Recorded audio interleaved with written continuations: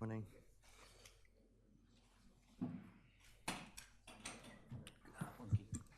Good morning, everybody. It is Monday, April 8th, 2024.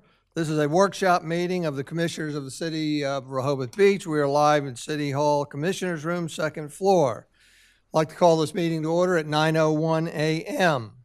Would you please rise and join me in the Pledge of Allegiance?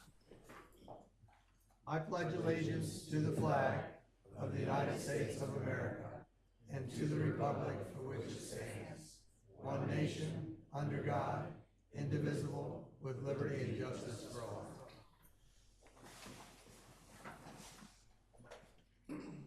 Thank you. We'll start off with roll call. Commissioner Don Preston. Here. Commissioner Tony Sharp. Here. Commissioner Ed Chernowski. Here. Commissioner Patrick Gossett. Here. Commissioner Tim Bennett. Here. Commissioner Bunky Markert is absent, and Mayor Stan Mills. We have a quorum, are therefore able to formally conduct business today. I'd also like to introduce our staff it takes to run these meetings. City Secretary Ann Womack over there behind the computer screens. Interim City Manager and Assistant City Manager Evan Miller. On my left, on my right is City Solicitor Alex Burns. We have Lynn Cohen, Communications Specialist, Chief Keith Banks right there, Public Works Supervisor in the back corner, Henry Matlotes, and I think Judge we're going to meet shortly. Thank you all for being here. With that, I want to remind everybody that I'd like to thank everybody that's here in person, and at the appropriate times we will allow the opportunity for you to raise your hand, be identified, and offer feedback or input to our different topics. I'd also like to thank everybody that's watching virtual. This is live streamed and also recorded for viewing pleasure at a later date. Also like to remind everybody that documents, support documents, those are documents that support our individual agenda items. When they are available sufficient time ahead of the meeting, they are embedded into the agenda. You can access that through our portal at cityofrehoboth.com on our website. Let's see here. Also like to say that as part of our core support documents, we have correspondence. And again, if it's received a sufficient amount of time prior to the meeting, it's embedded in there. Let's see. Lastly, there are two changes to the order or sequencing of our agenda today. One is to agenda item old business C, which has to do with committee structures. That whole topic is being removed from this agenda and being deferred to the May workshop meeting. And the second item of business changing order is old business A and B will be switched. A was the presentation by Rossi Group on traffic and transportation study, and B was discussion of the public library, and those again are being switched. With that, we'll go on to the next item of business, which is swearing in of Lieutenant Jamie Riddle to Captain of the Rehoboth Beach Police Department. Chief? Good morning, Mayor, Commissioners, and the general public. It's so nice to see everyone here this morning. I'm overjoyed to be in front of you this morning and for the swearing in of Lieutenant Jamie Riddle to the rank of Captain. Although Jamie's promotion was effective April 1st, I felt it was important to recognize his accomplishments by having him reaffirm his oath of office now as Captain. Lieutenant Riddle joined the Rehoboth Beach Police Department in 2003. The last 20 years, he has had a distinguished career, holding many positions within the agency and taking on numerous challenges. Though too numerous to list all of them here today, some of his accolades include serving as a K-9 officer, attaining the ranks of sergeant and lieutenant, and overseeing the city events, which includes the Presidential Protection Detail, the Professional Standards Unit, and the Resistance Response. Lieutenant Riddle has also had a long list of leadership training to include the FBI Law Enforcement Executive Development Association Trilogy of Leadership courses, and had distinct honor to attending the FBI National Academy, graduating in the class of the 277th. I'd like to welcome him today in becoming the department's first ever captain Deputy Chief of the Police Department. Again, congratulations to Captain Riddle that will come up and reaffirm his oath in just a second. But again, just like to thank everyone for being here today. This is quite an occasion and accomplishment. I'd like to thank the Mayor and Commissioners for supporting my vision and need as far as we're moving this department forward, because recognizing the things that we need to accomplish our goals and be successful. And I think we put ourselves again on a path to do just that. We are very honored to have Jamie's parents with us today, Cindy and Jim. So welcome and thank you for being here. And of course, we have his lovely wife, Carla, and his beautiful daughter, Carson, with us today. And I think the judge is here to swear in the captain, and I think his daughter and wife, are they both going to stand up with the Bible, hold the Bible?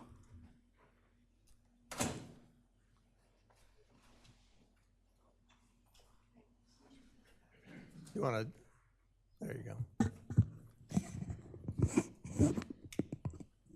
Yeah, back, center back here. Center back.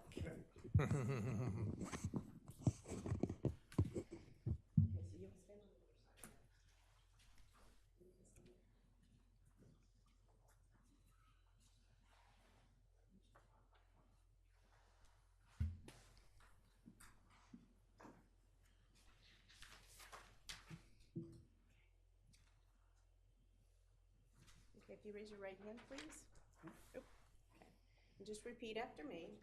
I, and state your full name, I, Jamie Bryant Riddle, do voluntarily enter into service do voluntarily enter into service with the Rehoboth Beach Police Department with the Rehoboth Beach Police Department as a captain as a captain on this, on this, the 8th day of April, the 8th day of April, in the year of 2024. in the year of 2024. I do solemnly swear I do solemnly swear that as long as I am employed that as long as I am employed by the Rehoboth Beach Police Department, by the Rehoboth Beach Police Department, I will bear true faith I will bear true faith and allegiance and allegiance to the Constitution of the United States of America, to the Constitution of the United States of America, the Constitution of the State of Delaware, the Constitution of the State of Delaware, and the Charter of the City of Rehoboth Beach, Delaware. and the Charter of the City of Rehoboth Beach, Delaware. I promise to faithfully I promise to faithfully and impartially and impartially discharge and perform discharge and perform all the duties incumbent all the duties incumbent on me as a captain on me as a captain for the City of Rehoboth Beach, for the City of Rehoboth Beach, according to the best of my ability. according to the best of my ability. Congratulations. Thank you.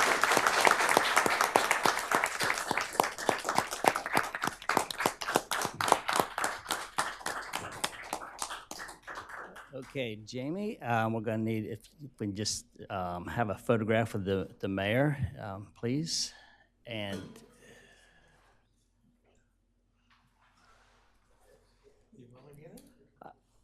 I can, if you would like. And then if we have time, I'd like to get his parents up there. Oh, absolutely, absolutely. Photo op.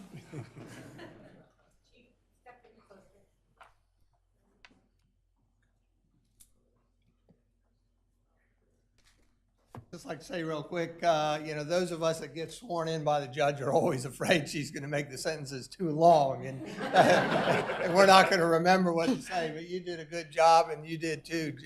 I've been in town 26 years, and I can't remember when you first came here, but I knew you from your beginning here, I think, including your partner Dina, and I'm just very proud of you, and congratulations. Thank you. I appreciate that. Thank you.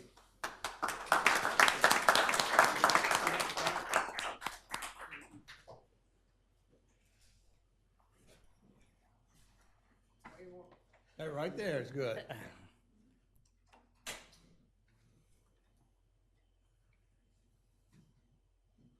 I've never seen him smile. You good? Jamie, would you want your child, one more, I'm sorry, Mayor, one more if we could get his wife in.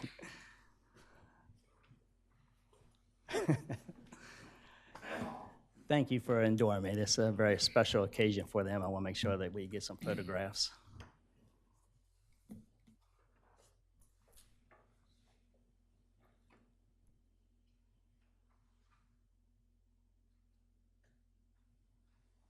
Thank you. Thank you again, and congratulations.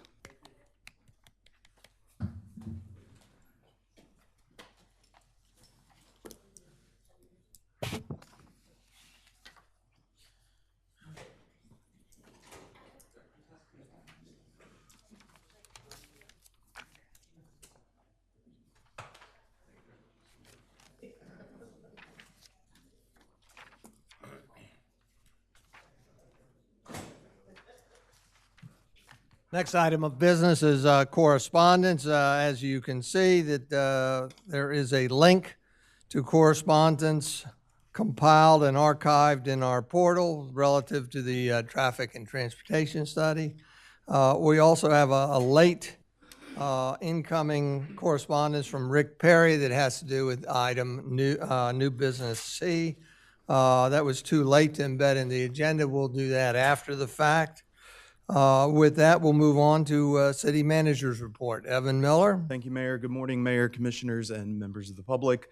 The Water Department has a couple of routine maintenance projects taking place this week. A reminder that hydrant flushing will take place in the city's ocean blocks. Hydrants on Wilmington to Laurel will be flushed today, from Newcastle to Prospect tomorrow, and Maryland to Grenoble on Wednesday. Water customers should plan not to run their washing machine or dishwasher on the day that their street is scheduled. Also beginning today, the 2nd Street Water Tower will be power washed. Parking spaces beneath the tower in the City Hall parking lot are blocked off, and Steve Elkins Way is closed to pedestrians while work is underway. If the weather, including wind condition, cooperates, work should be completed by Wednesday. Once this task is finished, the contractor will begin repainting the Lincoln Street Water Tower. We expect that process to be completed by April 19th, again, depending on weather conditions. Speaking of water, I have some good news. Harry Caswell Plumbing has completed the repairs to the historic Women's Christian Temperance Fountain on the boardwalk. The fountain is operational once again. The city's free spring bulk pickup service will take place on the south side of town, including Schoolview area and Scarborough Avenue Extended, the week of April 29th through May 3rd. The following week, May 6th to the 10th, pickup will take place on the north side. Please check the trash and recycling page at cityofrehoboth.com for a list of acceptable and unacceptable items. An update on the Beach Patrol construction project. Fountain work is expected to continue over the next 2 to 3 weeks at the Beach Patrol construction site. As timber and helical piles are installed and concrete poured, construction noise should be expected. The sidewalk on the north side of the project is currently closed. The boardwalk can be accessed via Baltimore Avenue from the sidewalk on the south side of the construction site. DenRec has approved installation of temporary restrooms this season on the city lots near Grenoble Place. The city will rent 2 restroom trailers with an ADA accessible bathroom in each trailer, as well as an office trailer for Beach Patrol use. Rossi and our streets department are working to install the temporary traffic calming and pedestrian safety measures on King Charles Avenue at Stokely and Newcastle Streets. The pedestrian refuge island at Stokely and the bump outs at Newcastle will be placed by May 1st. We've developed a survey that will allow users to provide feedback regarding the project's safety and effectiveness. That survey will be targeted towards pedestrians as well as drivers. The survey will be available on Reach Out Rehoboth, and Rossi will conduct on-site surveys on 3 select days during the summer season. Also related to traffic and parking improvements being made as a result of the Traffic and Transportation Study preliminary recommendations, the 30-minute parking notices will be stenciled on the roadway beginning this week. Walk Your Wheels thermoplastic symbols will be installed beginning at the end of this month, and various new parking-related signs are being installed throughout the city, including in the Scarborough Avenue median. Finally, I just want to say that May is upon us, and so preparations for the summer season are in full swing within the streets department and across the city. Foot wash stations on the boardwalk are being prepped, catch basins cleaned, bike racks and trash cans replaced, and the beach rigs fine-tuned. Also, significant repairs to the vacuum street sweeper have been completed, and other vehicles and equipment are being prepared for the summer season.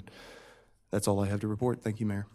Thank you. Any questions of the city manager? Commissioner Sharp? I just have one clarification. Sure. On the temperance fountain? Yes. Going forward, who maintains it and monitors it? The city will be maintaining and monitoring. So it's all ours. We no longer have to depend on someone else to take care of it. Correct. Thank you so much. Yes, of course. Anybody else? Thank you very much. With that, we'll move on to City Solicitor's report. Alex Byrne. Thank you, Mayor, members of the public. I just have a quick update on the 330 Hospitality Group LLC case. Recall this is a denial of a request for rezoning. I won't go through the whole history of the case. If anyone wants to read up on it, I have the citation. It's case number S22C-11-016 RHR. And recently the court has scheduled a teleconference which may push back the resolution of this matter. The court has scheduled a teleconference to discuss the applicable standard of review for this case. Lately there has been some shifting in how land use decisions are litigated. They previously and historically have been reviewed in the Court of Chancery. More recently, cases are being adjudicated in Superior Court. And so I spoke with Dan Griffith, who is the city's attorney representing the city in this matter, and he expects potentially a resolution in Q3 of this year. So initially he expected Q2 resolution. We're looking at Q3 now. Thanks. Any questions? Is it moving from Chancellor to Superior? No, staying Chancellor? Okay, thank you. It's in Superior, and it's staying in Superior for all indications. Thank you. And Alex, just before we move on the Superior Court issue, is that a completely different environment? I'm totally unfamiliar with. Right. Is it, how does it really work? And Sure. is there impact that we should be aware of? So there could be impact, how future land use applications are adjudicated could be an impact here. So I would imagine that the developer is going to request a more flexible standard of review, whereas the government will ask for a narrow standard of review. And I don't want to speculate too much about that.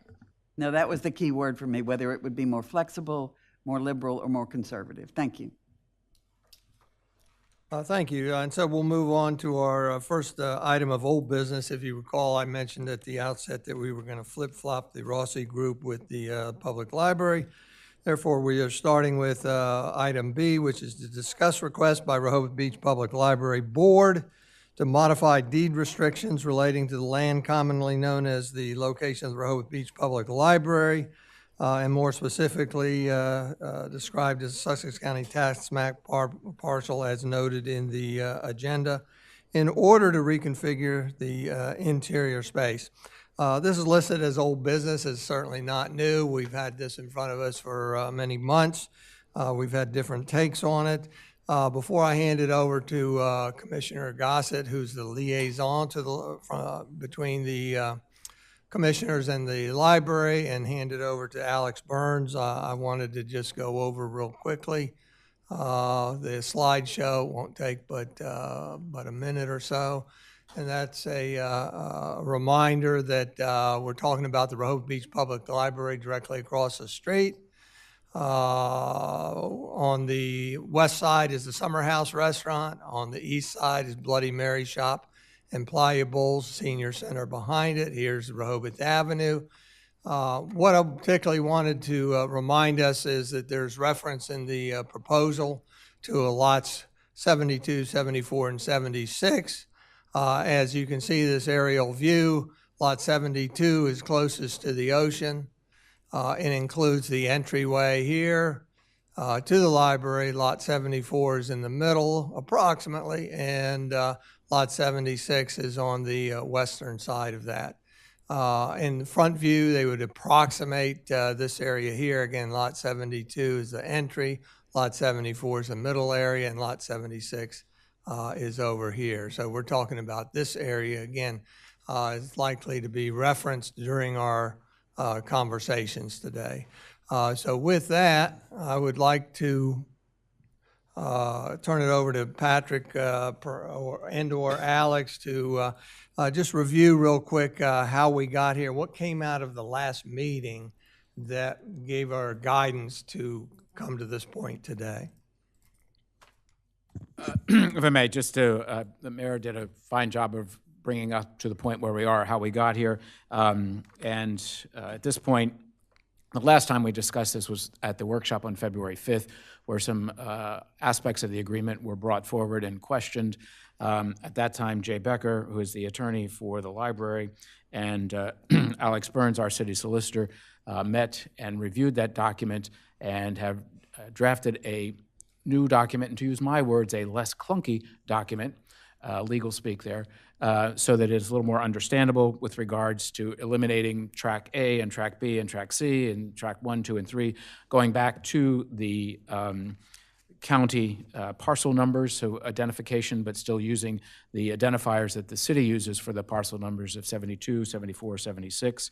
And in doing that, some other small modifications came about. So I'll turn it over to Alex to let him bring forward his conversations and moving forward with Jay Becker. Thank you, Commissioner. So you covered a lot there, and I agree with it. So going back to February, we discussed the agreement. It has been modified since then, the draft. As you can see, it's embedded in the agenda. And this agreement would remove the restrictions on Lot 76 and in place the same conditions and restrictions on 74 and 72. And additionally, there would be a few other restrictions. There's an indemnification provision in favor of the city. There is a restriction on how the Rehoboth Beach Library may utilize the entity Rehoboth Beach Public Library, Inc.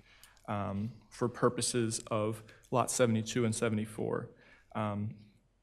And new in this agreement is also a requirement that not only must Lot 72 and 74 be used for as a public library, the city's reasonable interpretation of what a public library or a library service is shall control. And so that, in speaking with the library representative, that provision is still being adjusted.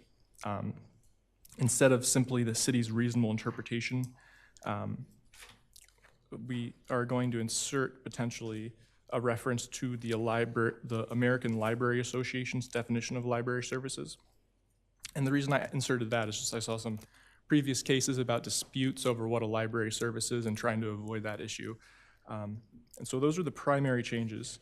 I'm happy to discuss any additional issues as needed. I think one of the major concerns that was brought forward is an understanding of what really happens if the library should stop operation. So just let me read one paragraph that's included in this document that I think it states pretty clearly.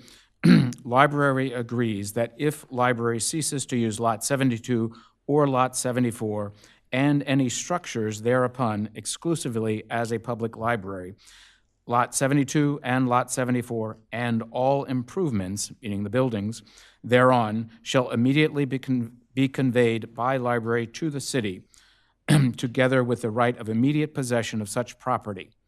So in very plain words, if the library stops operation, that the structures and the land come back to the city for their use. So again, this is an encouragement certainly for the library to maintain operations in the city. And previously that was on Lot 76, those same restrictions. Those same restrictions have been transferred from 76 to Lot 72 and Lot 74.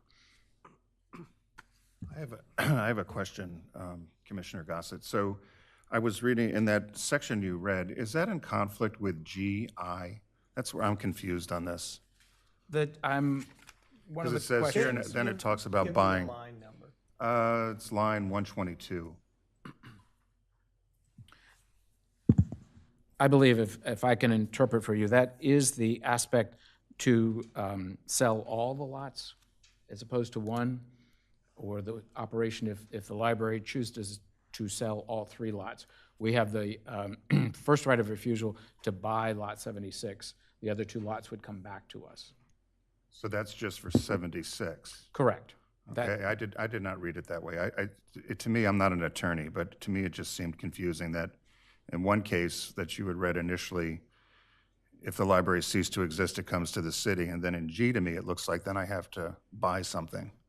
Well, again, the city does not own any of the lots. They're all Right. owned by the library. And Alex, you may speak to this better than I, but again, and I think this is a highly unlikely situation. Right. It is included in there just as a what if. But that would be in the aspect that the library would cease to operation in all buildings. The library, that lot 76, would be up for sale. We would have first availability to buy that based on the conditions of a fair market value evaluations. But 72 and 74 would come back to the city without any Without cost. Okay. The way that I read that, and I think it states pretty clearly in the last sentence, in the event that we wanted to maintain all three properties, if we were to buy essentially lot 76, it would be reduced by the value of the market value of 72 and 74. So we essentially would only be buying the value of lot 76.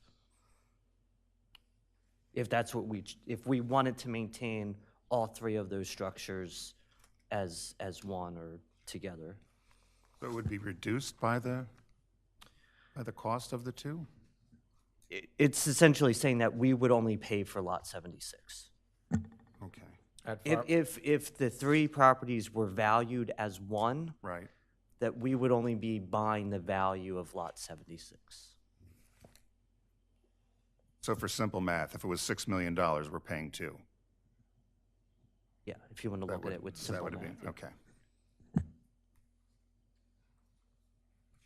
Anybody else from the commissioners? I have questions, but I'd like to hear from the public. All righty. Well, I think it appropriate to hear from any representatives from the library. Anybody like to say anything? Optimally, what presented to us or what goes to in front of us for a vote would be approved by the library board, which library board is partially referred to as the Library Board of Commissioners. So don't get that confused with the City of Rehoboth Board of Commissioners, right? Introduce yourselves if you would, both representing the library. I'm Kay Wheatley, president of the Rehoboth Library Board of Commissioners, Directors, Trustees, whatever you want to call us. And Jay Becker, I'm an attorney with Hudson Jones, Derrick and Fisher. I've been asked to help represent the library in this matter. Very good. So would you like to offer anything or make your case? Yes, Jay too, since he's the one that's been talking with. All righty, thank you. Right. Good morning. First off, I'd like to say, Alex and I think we've been working pretty well together on this project. Really been a pretty streamlined deal. What we've been trying to do, of course, is to streamline the original two agreements into more plain English. It's still a little complicated, I admit, but I think we've come a pretty darn long way. Alex correctly stated the intent of it. I don't need to go back into that one. We were going back and forth on a couple things. I guess I'll throw out just to say the library would ask some consideration on, if that's okay. The one thing that you were just talking about, so that's the quick one to go to, and that was that right of first refusal. I think you have 180 days to make a determination.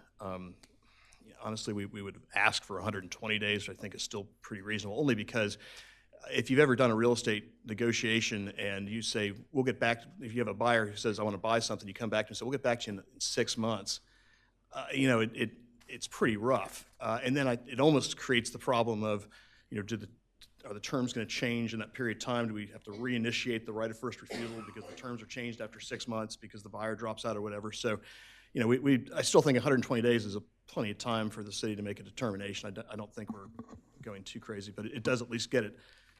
It's a little more palatable to say, well, we'll give you a firm answer in 4 months instead of 6. So that's one thing we would ask you to consider. The other thing we would ask is that indemnification language. I know that, I apologize, I got a little bit of a frog in my throat. That's the problem with talking this early in the morning. Part of the, I understand the concern of the indemnification. I think it's relatively generic language in terms of when the city goes into contracts with third parties. I imagine it's probably utilized most recently in all those patios on city sidewalks, for instance, and it makes a lot of sense in that scenario. Someone is utilizing the city land on this license agreement, is what really those agreements are. They trip and fall, while they're reaching for their cocktail, whatever it might be. The city gets brought into a lawsuit because, of course, it's on their land. In that scenario, indemnification makes a lot of sense. What we're really looking at, we're not looking at a lease here. We're looking at an option agreement, is what it really is. That's the structure of this agreement. If in the future certain circumstances take place, then the city has the right to do something. But there's no present right of the city. So I honestly can't think of what the indemnification is for. And I'm not trying to be obtuse. I'm trying to think of a scenario where it would come into play.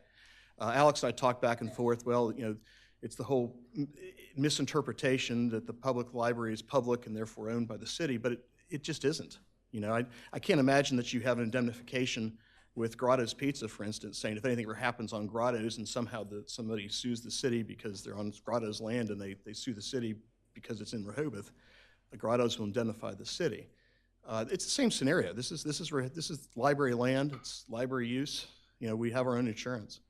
There is no public connection except for this option agreement, which is latent until something happens down the line if the library were ever to stop its operations. So I'm not really riled up on it, but I'm not sure it's necessary. I think it confuses the document. And again, I can't honestly think of a scenario where it comes into play. So I would ask you to consider that as well to simplify it. I'm trying to think, Kay, what else did I miss?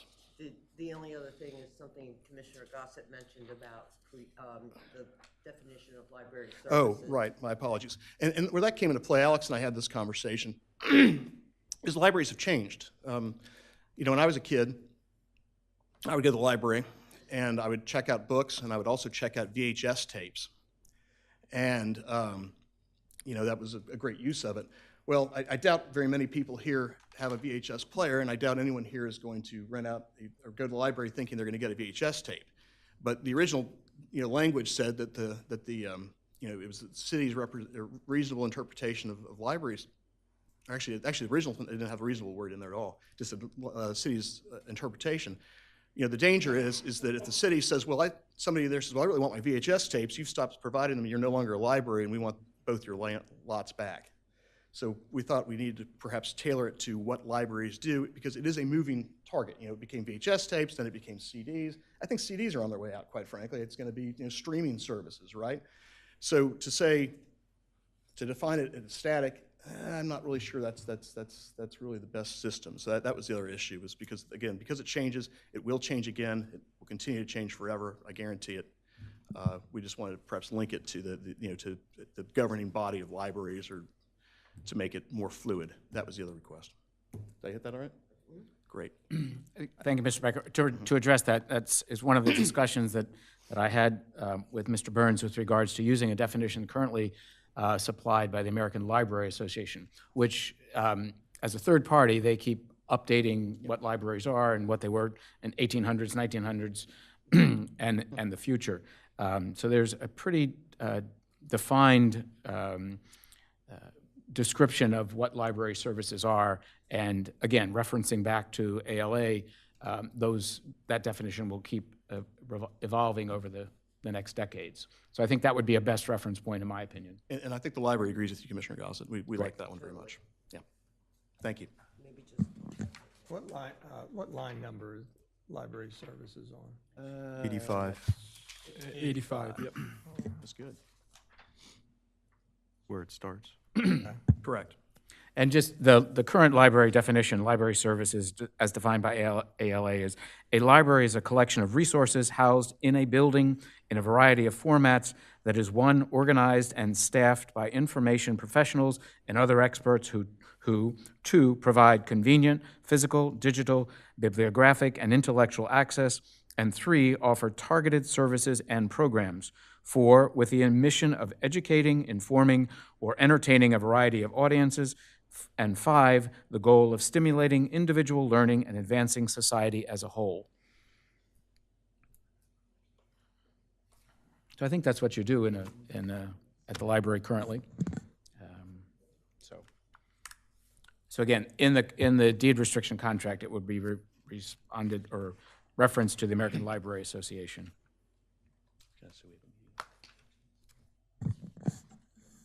Any other questions or comments or thoughts? So on Anything the, else, Jay or Kay? No, I just want to make sure I understand, in order to make sure the board is informed.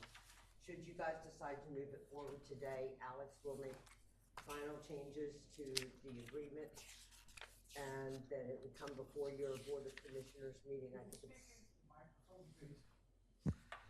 it's my understanding is, should you decide to move it forward today, then Alex would make any further changes to the document, which would be shared with Jay and with us, and then it would come before your vote on, I think it's April 19th. I'm just trying to verify that's the process. We'll come back to that. We're Okay. Not sure yet. We'll see how far we get. Okay. And we'll have a path forward by the end of this. Anything else you'd like to offer on behalf of the library?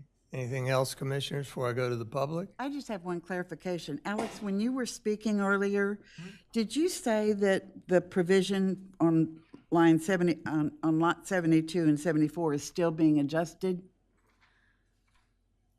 In general? You were speaking in general, I think? Yeah, there were a few small points to this agreement that are not reflected in the version embedded in the agenda, just because I wanted to make sure there was enough time for everyone to review that document.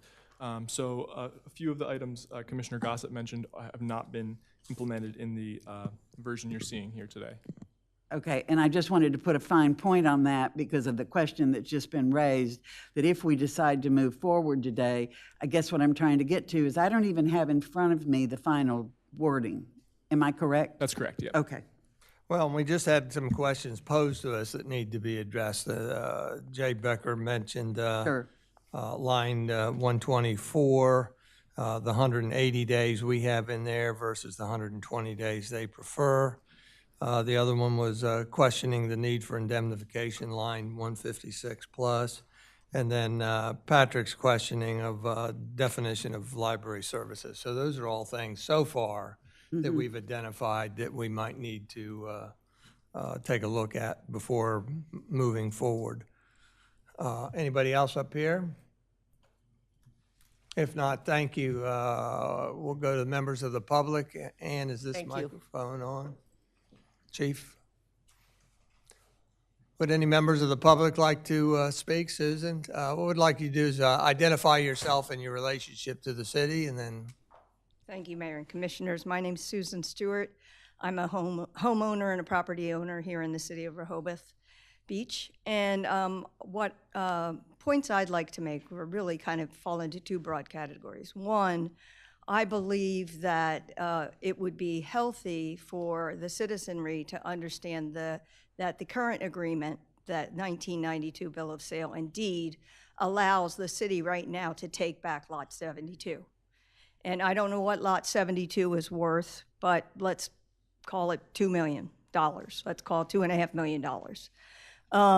So as we frame this discussion, and we jump into, which we seem to have at the outset jumped into, whether it's great to swap restrictive covenants on one lot for two others, let's quantify this as an equation that has $2.5 million currently, a tangible right that we can exercise and hold, versus a latent, as the Jay Becker mentioned, a latent right on two lots to potentially in the future have value come to the city.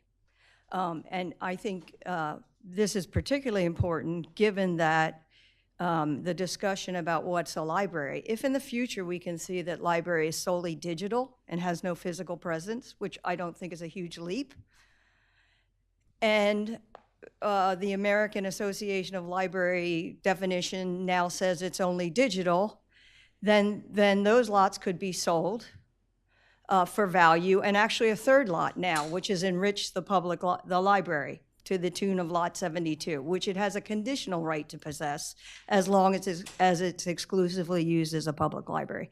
The language in the 92 document and the 93 deed is clear and it's simple. So that's my one point. It would be nice to understand that this is given weight. My second point is I read the new agreement, and while the original agreements were clear as mud, this agreement is clear as mud in an eclipse.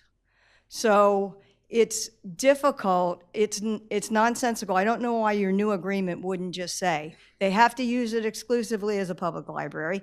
If they don't, they're in breach. If they try to enter an agreement to lease, to sell, it's a breach. Put Exhibit A as a bill of sale coming back to City of Rehoboth.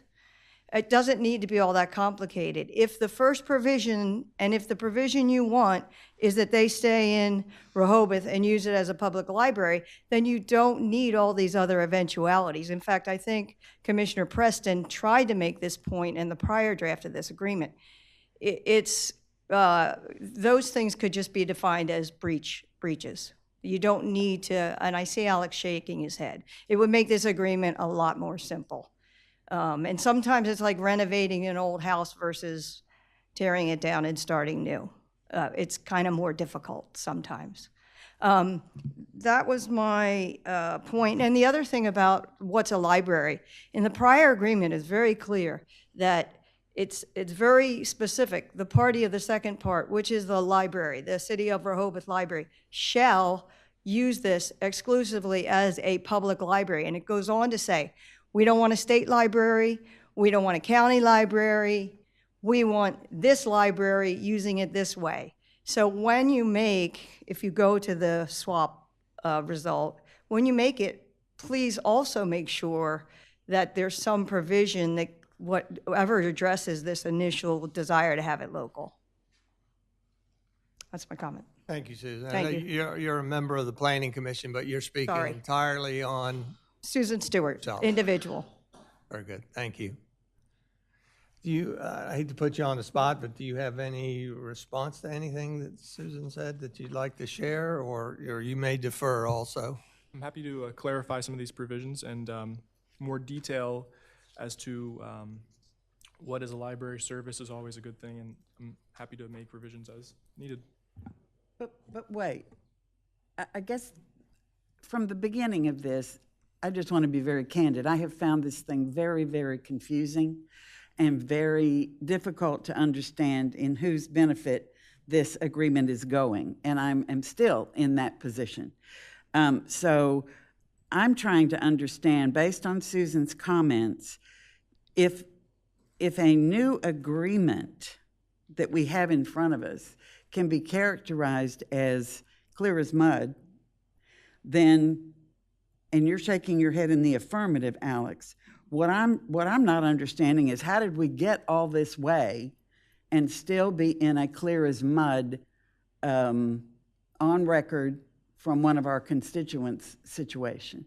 It could just be me, that I am not astute enough to follow this, but that's where I sit at the moment, and I don't really want to hear much more about the provisions and the details and so forth.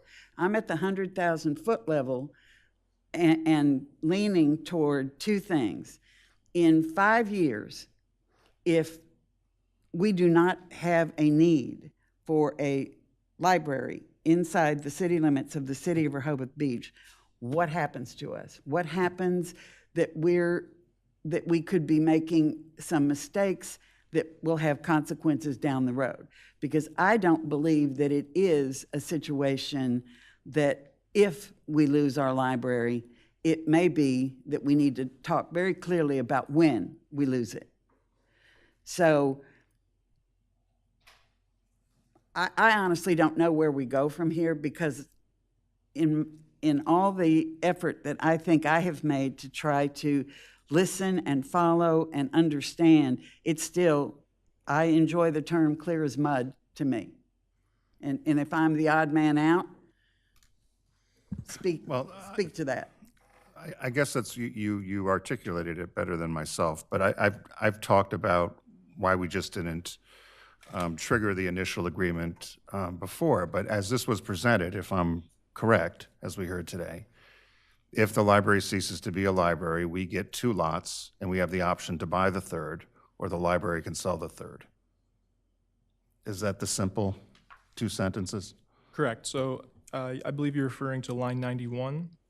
Library agrees that if a library ceases to use Lot 72 or Lot 72 and any structures thereon exclusively as a public library, Lot 72 and Lot 74 and all improvements thereon shall immediately be conveyed by library to city, together with the right of immediate possession of such property in exchange for $1.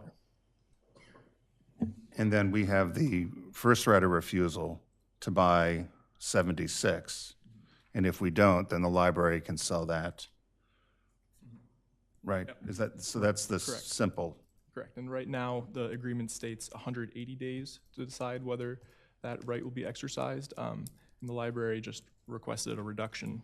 And to me, that it seems like a very good deal if that's the case for the city. And then I question, why would the library want to do that? So that's where it's fuzzy for me. It's almost too good. You know, you're going to give up $4 million for $2 million. You know, I don't. That's where I'm. I guess the clear as mud comment is where I stand as well. Would you like her to respond? Or somebody. That's. You want to go before her, or? I can wait. Okay, come ahead.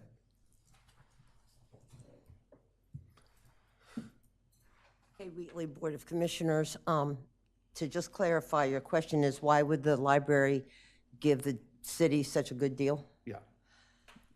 The simple answer is there was a lot of concern about whether or not we were staying downtown. No matter what we have said or done, it is not believed.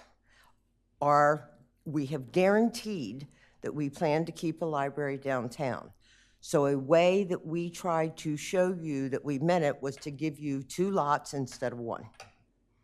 Okay. I think all of us have the same mission, is to serve the community. Right. And if that helps guarantee you that we're going to do that, that's what we're trying to do. That's the simple answer. Right. With the hope that that never happens. Correct. Right. Thank you. I mean, our unforeseen circumstances, just like 25 years ago, I may have never said, I can't imagine there not being VHS, is that what they're called? VHS tapes, and things changed. Barring stuff like that, our whole plan is to stay downtown as long as there's a downtown. Thank you. Thank you, Kay. Commissioner Preston? Commissioner Gossett wanted No, to no, speak. please. I have from the beginning been confounded by this. I still am. The library board has a focus now, which is to build a new library. It is not the focus of the library board to have Rehoboth, the city of Rehoboth Beach, be a priority. They've made that clear. So it confounds me still why we are talking about a land swap and not talking about the substance of a library, maintaining a library in the city of Rehoboth Beach. I also don't know what the people of the city of Rehoboth Beach want. We're sitting here as commissioners making assumptions. And if the citizens of the city of Rehoboth Beach didn't want a public library, I would be fine for us having a discussion about a land swap. But I don't know that that's what they want. And I think we have tools to know what the citizens of Rehoboth Beach want. We're not using them, but we have the tools.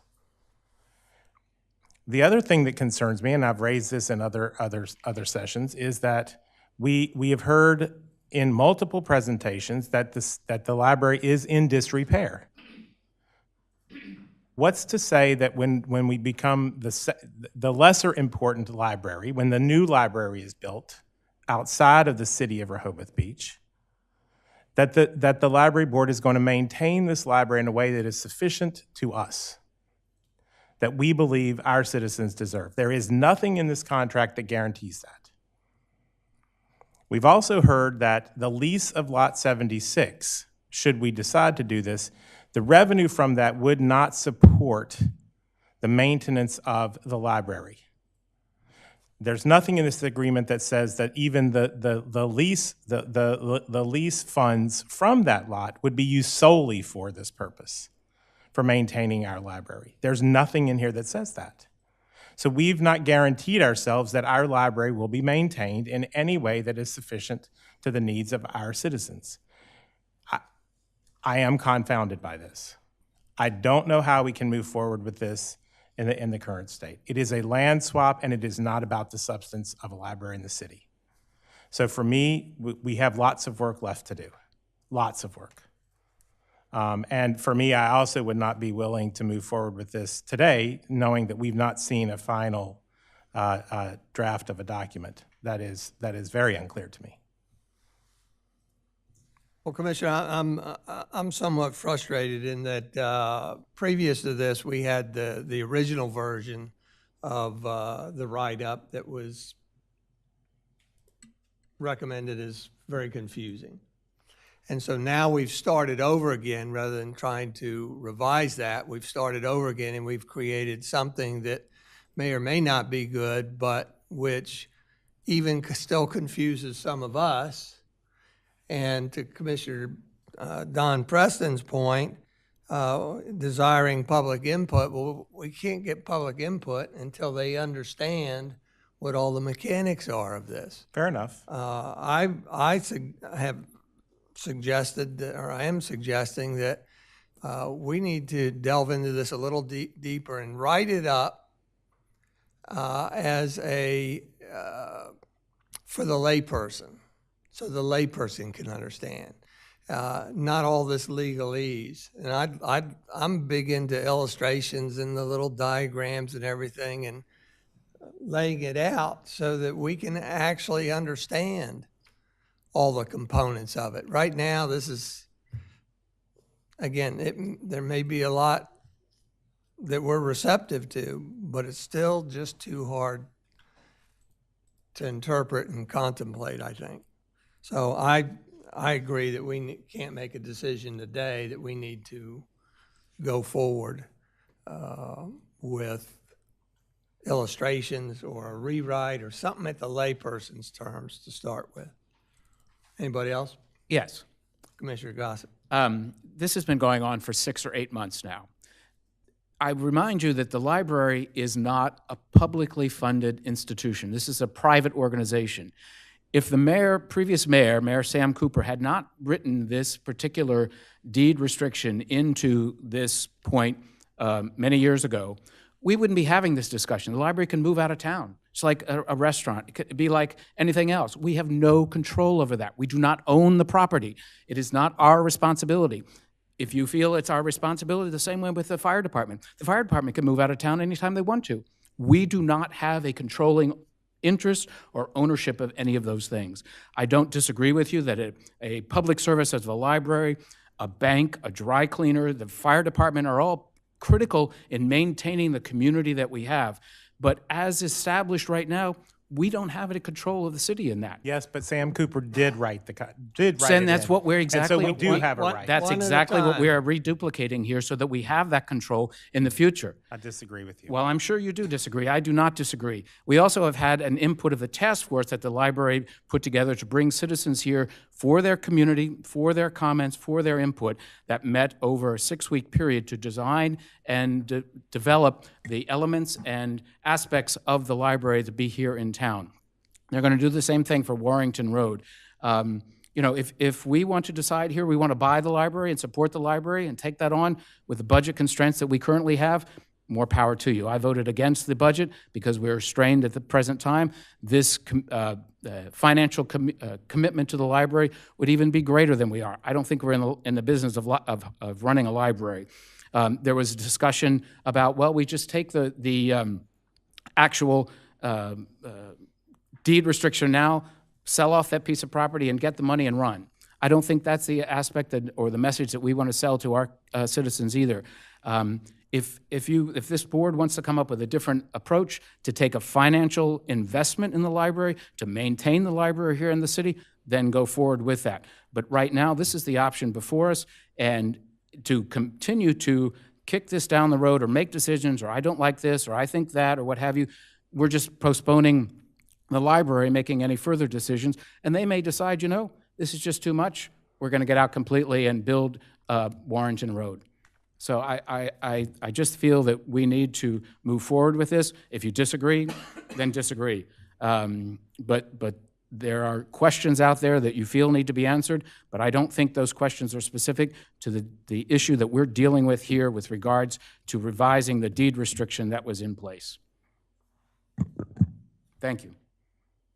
And I'd like to reflect back for just a moment on the February meeting that you mentioned. Yes. Because I remember it quite well when I asked the individuals at the podium to please come back with something in English. I said that several times, that I really have difficulty with 500 lines versus what the mayor just described, which is something very succinct that can be consumed by the average individual in the public who's not following the last 6 months or whatever it has been, but I'm just reflecting back on February. So I can say between February's meeting and what I have in front of me, it is still 500 lines.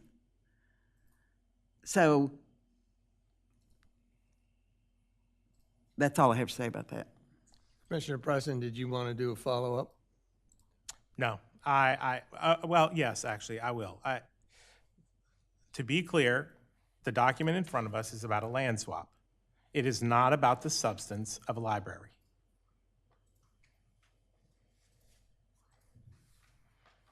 And I know I said I wasn't going to talk anymore, but that's vapid when it comes out of my mouth. The tool that we have to really validate something that I don't know, and this is really a question that if y'all can answer it, I would appreciate it. We always, for a long time, have said that our community wants to keep a library. Do they? We have not asked them. And to Commissioner Preston's point, we do have a tool. It's called Reach Out Rehoboth. But what you would have to put up on Reach Out Rehoboth would be a very simple explanation of what we are grappling with. So it's just interesting to me that if someone forced me to say, what's the support document that you have that shows that our community is well invested in this? I don't know that I have it. I've got lots of anecdotal information. Folks show up, they say what they want a library, but I don't know across the span of our constituents, which is who Reach Out Rehoboth was for. Well, I thought when this originally came out that there was sufficient outcry, that my interpretation was there was sufficient outcry that our citizens definitely wanted a library to stay in town. If you don't mind, let me go back to the public. Walter's pointing to you first, Susan, if you'd like to go ahead. Thank you. I'm Susan Stewart, here as an individual resident of Rehoboth Beach. Just to clear up, and I forgot to add this point, I think the creative solution in this analysis of what you have now versus what you'll get in the future, I've always suggested that the sale of the property by the city would allow some sort of perpetual commitment to the library for funding instead of the library having to come for grants. So you could either, anytime you have a contract that doesn't have amendments or clause for termination, which ours doesn't, and is very clear that the property reverts to the city in these circumstances, and we're being asked to do something differently. But let's be creative. Again, it's a property that's not needed or to be used by the library for its purpose of providing library. The library has some financial needs. Why not use that as a funding mechanism? Sell the lot, take the lot back, sell the lot, use it, give them some of the proceeds and then commit to something into perpetuity. That is a carrot that I think might help take care of some of the issues with maintenance and capital improvements. And I just feel like there's a future when those 3 lots are not going to be needed as a library. We already know that one of them's not. Happens to be the one we've got the right on. But, there are creative ways to approach this. And I think in answer to whoever's question was, so 30 years from now, the new commission will be sitting here asking what the heck those documents say. And again, probably not enforcing what is a clear contractual right to take back. So, I think it's a confluence of issues you have to grapple with. I'm just asking to give weight and talk about the fact to help the taxpayers understand as you lay this out that it's a this situation or a that situation, not swapping a covenant for 2 covenants. It's the right for X million to 2 covenants. Thank you. Just a reminder, though, Commissioner Gossett, you pointed out earlier that we, the city, do not own those lots. So any choice to sell that lot or any of the lots would be on the shoulders of. No, I think what the constituent's saying is that the library would cease operation in that section of the building.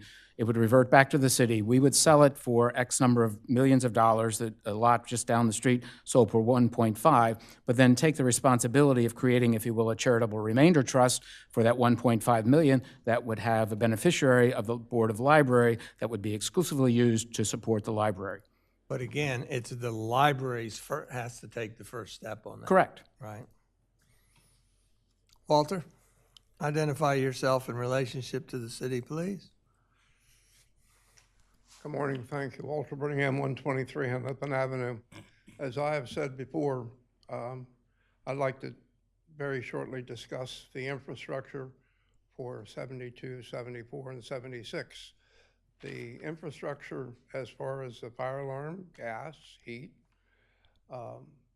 HVAC, put everything in it that you want, all comes out of 76.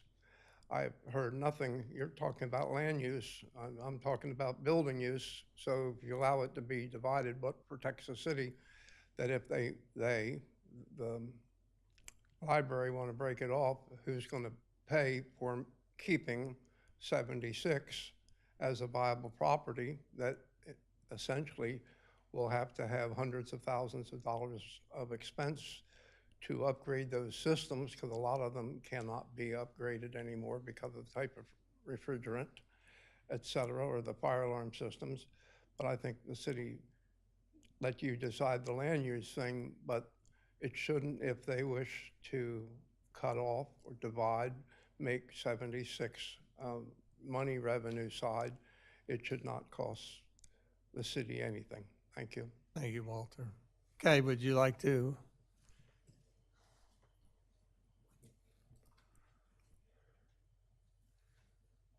Hey, Wheatley, Board of Commissioners again, to just try to address Walter's comments. Part of why we're trying to get clarification here and to get a completed agreement is because we're planning to move forward on renovations that would include corrections or enhancements to the whole infrastructure system of the whole building.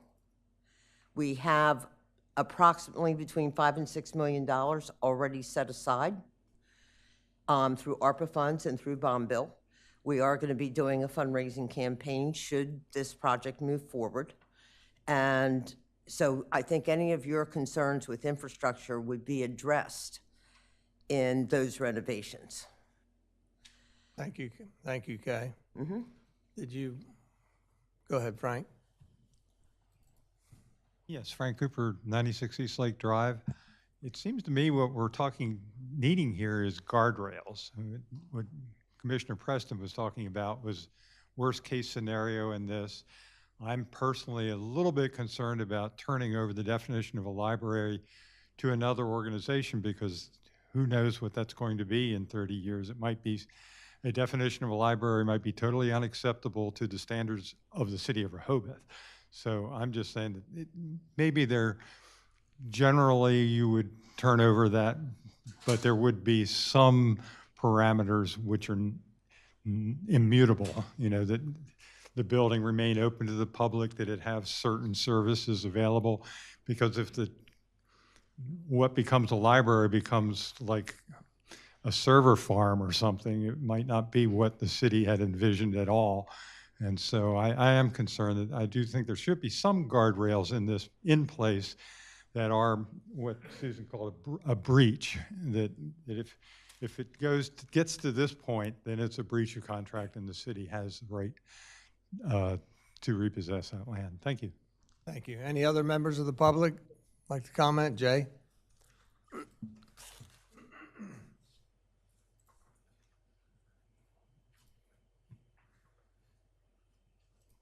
PowerPoint? I never cease to get hammered by my former colleagues. Your name and name. Jay LeGree and I live on Prospect Street. If it wasn't for the 14 May 1993 deed restrictions placed on that deed by the city of Rehoboth, signed by Sam Cooper and Greg Faris, we wouldn't be having this discussion. The library would be thinking about Warrington Road, and we'd be holding an empty bag. And that document, that 14 May 1993 document, talks a lot about local control. In fact, over and over again, they talk about local control. Having a board of commissioners, a library board of commissioners, that is composed of people who don't live in Rehoboth Beach is really approaching kind of approaching the fringes for me. I think local control would be citizens of Rehoboth Beach. I asked the mayor at the very beginning of this whole discussion to appoint a task force of 5 or 6 local people to discuss what we locally want to do and what we envision a library being. If it becomes, and I'm going to talk a second about what good cities have in the way of libraries. They're not restaurants, they're not fire companies, they're libraries, they're community meeting centers, they're places where people come and get together, have meetings. Our meeting room now should be twice as big. Paul Lovett gets 100 people, standing room only, for people coming to his lectures. Why can't he be lecturing in the library? The second floor of the ice house can't hold that many, but those are ideals and goals that we should be thinking about as a city, and a library should be an asset. And I'm sure that's what Cooper and Faris were thinking about when they kept talking about local control. Oh, I could just keep going on. Why are we making this swap? I don't know either. I don't know how much is, if what Ms. Wheatley said, we should just continue on with the status quo. It's working so great, and that's what we're going to end up with. I don't think that's their objective, as Commissioner Preston says. They're thinking about a facility on Warrington Road. They're thinking about financing that. And when I talk about financing, going forward with our existing situation, we should know exactly what it's going to cost.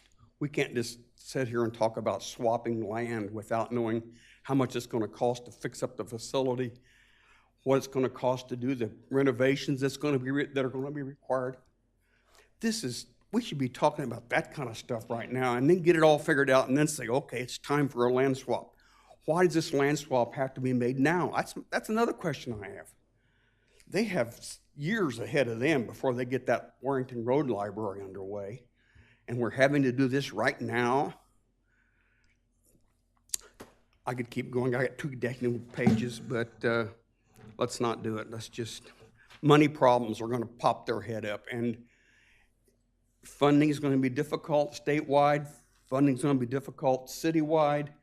Somebody is going to have to pay money to keep a library going. If it's local control, we can say 15 years down the road, okay, it's digital. Let's totally change what we're doing. Let's build a meeting room. for our community to get together, and libraries are digital. We'll have a library with 3 desktop computers and 6 monitors. We can make that decision if it's local control. If it's being controlled by a board of commissioners that don't even have Rehoboth Beach City citizens on their board, they got other things. They got other things to think about. And Warrington Road, as Commissioner Preston said, will be job 1. So we can't go forward. We've got to get this all figured out. And then tell the citizens what we're doing. I'm with Commissioner Sharp. I don't know what the hell's going on. I really don't. I think I did. I read all these documents. And I'm just as confused now as I was before I started. And I don't know how much money we've paid Mandelis, Baird, and Brockstadt, but I'll bet it's a couple bucks. And we're not any further along than we were. I'm sorry. I have to say those things. Any other members of the public? Yes, ma'am. Identify yourself in relationship to the city.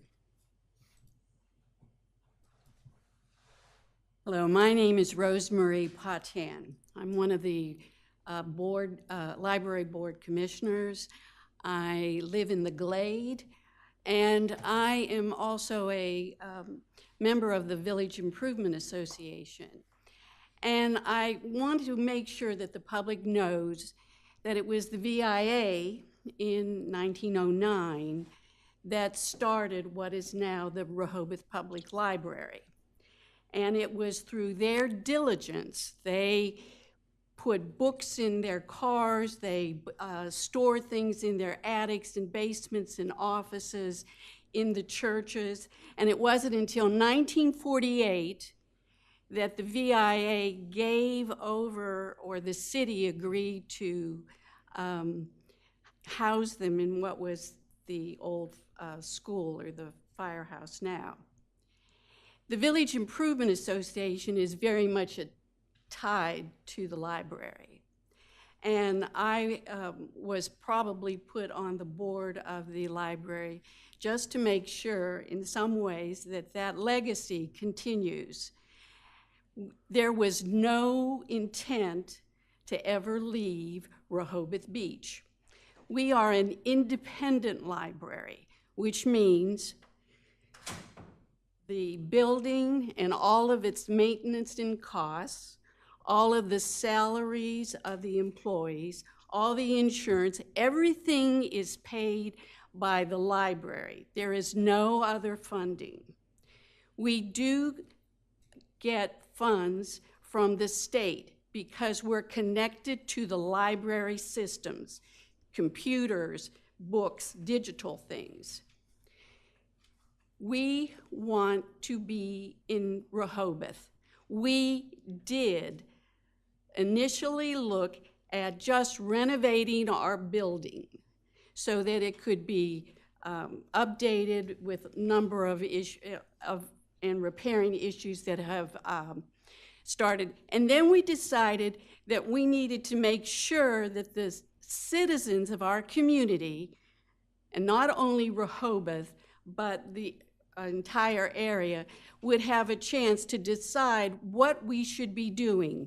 And you know what they said? We love the library, but we hate the parking. And we needed to make sure that there was nothing we could do to fix the parking. And it was, how could we remodel our building in some way? And sadly to say right now, we need to take care of our building. And we've been waiting and waiting for a number of decisions to be made.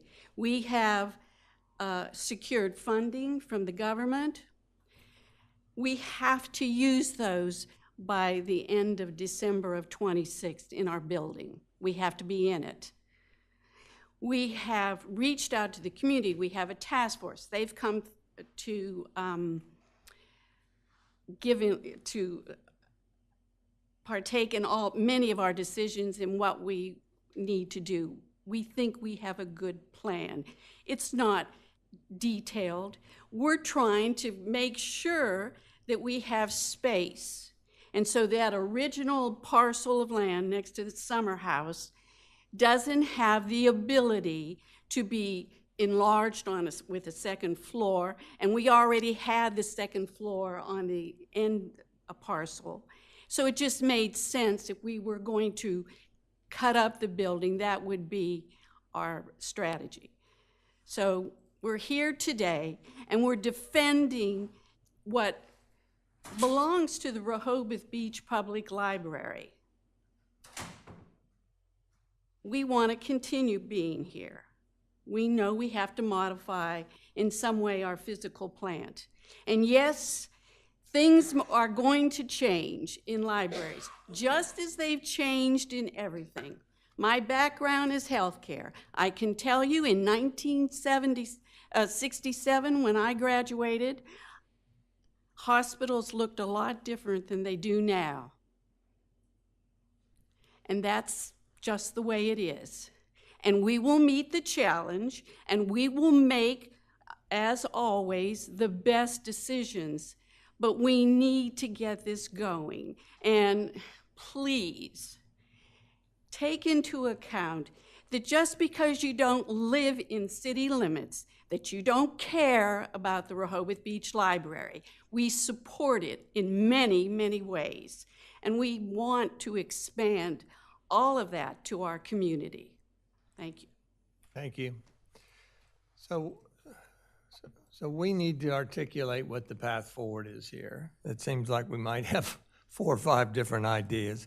I have suggested that if we generally like the proposal in front of us, that we try to rewrite it as a synopsis in layman's terms, so that at a future meeting we can entertain input from the public based on that synopsis and seek to tweak the synopsis before then rewriting it in legalese. But I'd like to hear from the commissioners of what path forward do you see as the next step?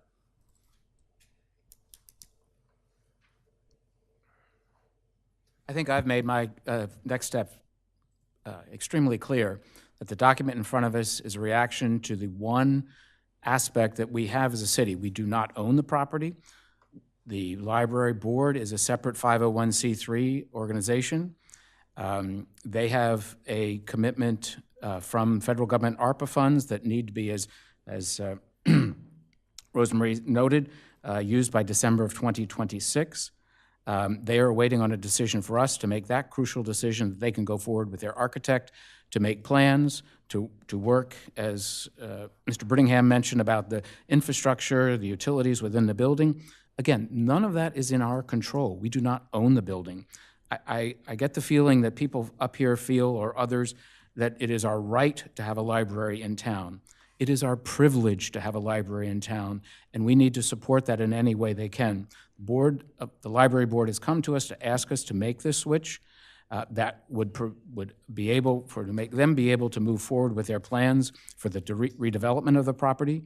There are lots of ideas about here what we should do and control. At this point, we do not have control. Mentioned the comment about it's not a restaurant, it's not not the fire department, but it is not our property to manage in that regard. We do not own it.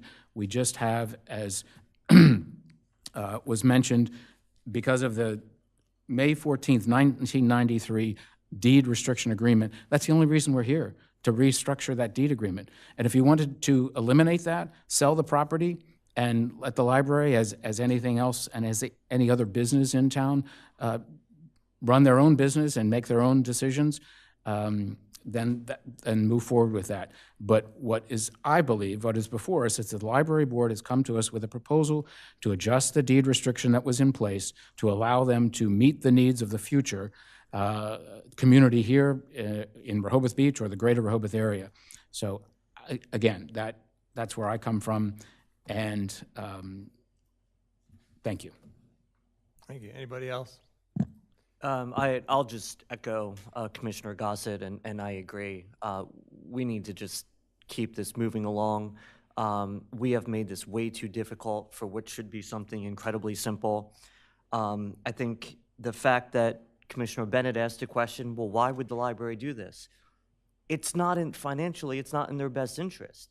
They're taking one property and now putting two on the line. If they were truly only worried about Warrington Road, they would sell the properties, we'd get 76 back, they take the $4 million and go build out on Warrington Road. They've demonstrated that that's not the plan. They've secured funding to help renovate that building, and we're just creating delays for them to do that. I think there's evident that we just need to move forward with this, that we have to trust in the best intentions of the board. And I think, Frank, you made some good suggestions about having some more guardrails on perhaps what a library is. I don't like giving it entirely up to someone else's definitions. We don't know what technology is going to do in the future. You said it could be a server farm. It could very well be. I don't think that's what we want in Rehoboth. I think some parameters, like it needs to be open to the public and some other basic things might be warranted, but I think we're in a much better spot now with this new agreement than we were with sort of the clunky old one, in my opinion. The agreement is clear to me, so I think we just need to move forward. There was one question about the indemnification. I do very much like that it's been included and would like to keep it. I think, if anything else, there's just a perception by people that visit here that it is a public space, even though it is not. So I think it is important to have that indemnification. So those are my thoughts. I guess what I'd like to do is give Alex the opportunity to clean it up and run it by the library. I would suggest that we put this topic again and continue it on May 6th, which is the next workshop meeting, with the intention or expectation that we will put it up for a vote May 17th. So that gives us a little time to do some extra homework and education so that we can garner more input from our constituency. So, Mayor, just to put a fine point on that, are we interested in having any input via reach out?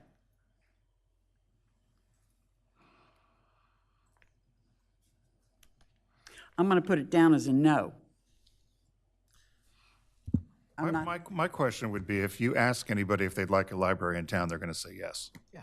Well, that wouldn't be the question. Well, but that's our issue. What is the question? Well, it's more a philosophical issue of, do we want a two-way engagement with our constituents on any subject? And right now what's in front of us is library. Right. I have this pen in my hand and I can absolutely check off no, that we don't want that on the library issue at the moment. I'm just asking, where's the energy? And I don't see any, I don't feel any, that we want a broader swath of an attempt to have our community understand, to the mayor's point, in English and very, very simply, what's going on here. I would play devil's advocate in that. We had Commissioner Gossin, Commissioner Markert representing us with public meetings for the last 6-8 months, and the public was able to voice their opinion, and I think that's why we're where we are today. Am I mistaken by that? Not at all. And, you know, there were the selected individuals that applied for and were accepted into the task force that the library put together. There's also quite a few public individuals that attended the meeting and their input was received. The library's come back with specific plans of what services and aspects are needed for a library downtown, and that is what the library is prepared to go forward with their architect to provide those. But again, we're just slowing this down, and I would ask the mayor to reconsider his comments that the materials that should be forthcoming to us very quickly. I don't know what we would gather, any other information from Reach Out Rehoboth, except other ideas, what have you, which would take a longer time to figure out. But I would ask that we put this on the April 19th agenda with materials presented ASAP, with revised information, with a cover memo, if you will, in plain English, explaining what we're attempting to do and respond to the library, the Board of Library Commissioners' request, so that they can move forward in making that commitment with their architects and moving forward of what we will have in Rehoboth for the foreseeable future.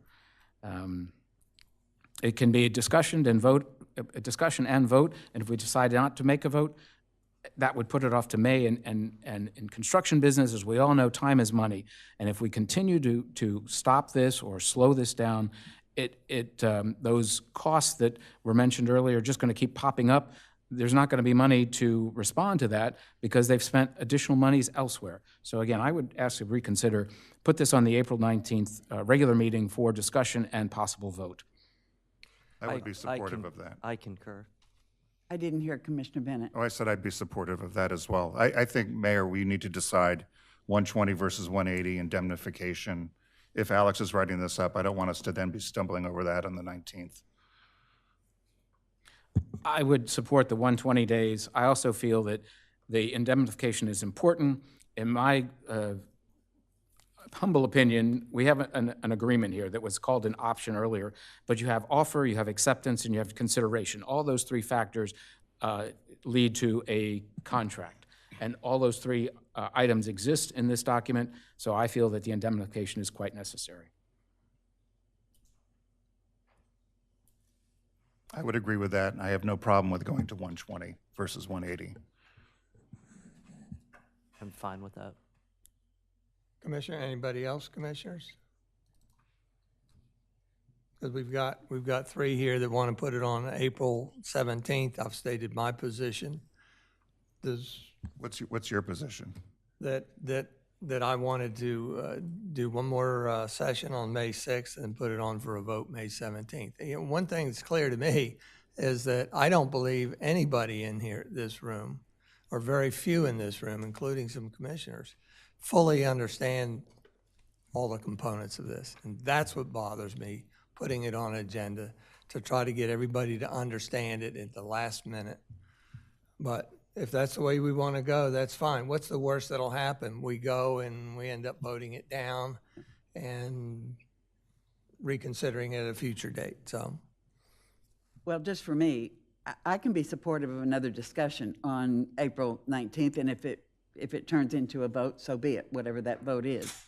And I'm also indicating, just for me, for future reference, that we are not going to reach out Rehoboth for any additional information on this topic. And that's what I've heard, so I'll confirm I just want to that. confirm. Thank you. So if you're amenable, then we'll go ahead and put it on the agenda for the April regular meeting with language that allows us to vote if we so choose, right? Because let me just ask a final question. So the documents that I have, with the exception of the few changes that we just talked about, are the same documents I'm going to have on April 19th. Yes. No. Well, No. Wait, I'm getting yeses and nos. So somebody tell me what is going to be I understood the different? solicitor still had to there were some fine points you still needed to That's correct. And adjust. Right, the 120 versus the 180. Those No, sorts no, there was some other 120 descriptions versus of the lots. 180 was one thing. The indemnification clause, I thought I heard a desire to keep that language in. And, you know, there's not, perhaps one benefit of that clause is the unknown situations we're not anticipating. Generally, municipalities have quite a bit of protection under the Municipal Claims Act in Delaware. There are some exceptions to that. It's probably better I do not discuss them here just because I don't want to create any issues with that. But yeah, there are a few items, the other being the library services piece, whether we're keeping that as the city's interpretation or the American Public Library Well, we've Association. heard comments that we should create other guardrails on that. So I would, Such as the maintenance of the facility.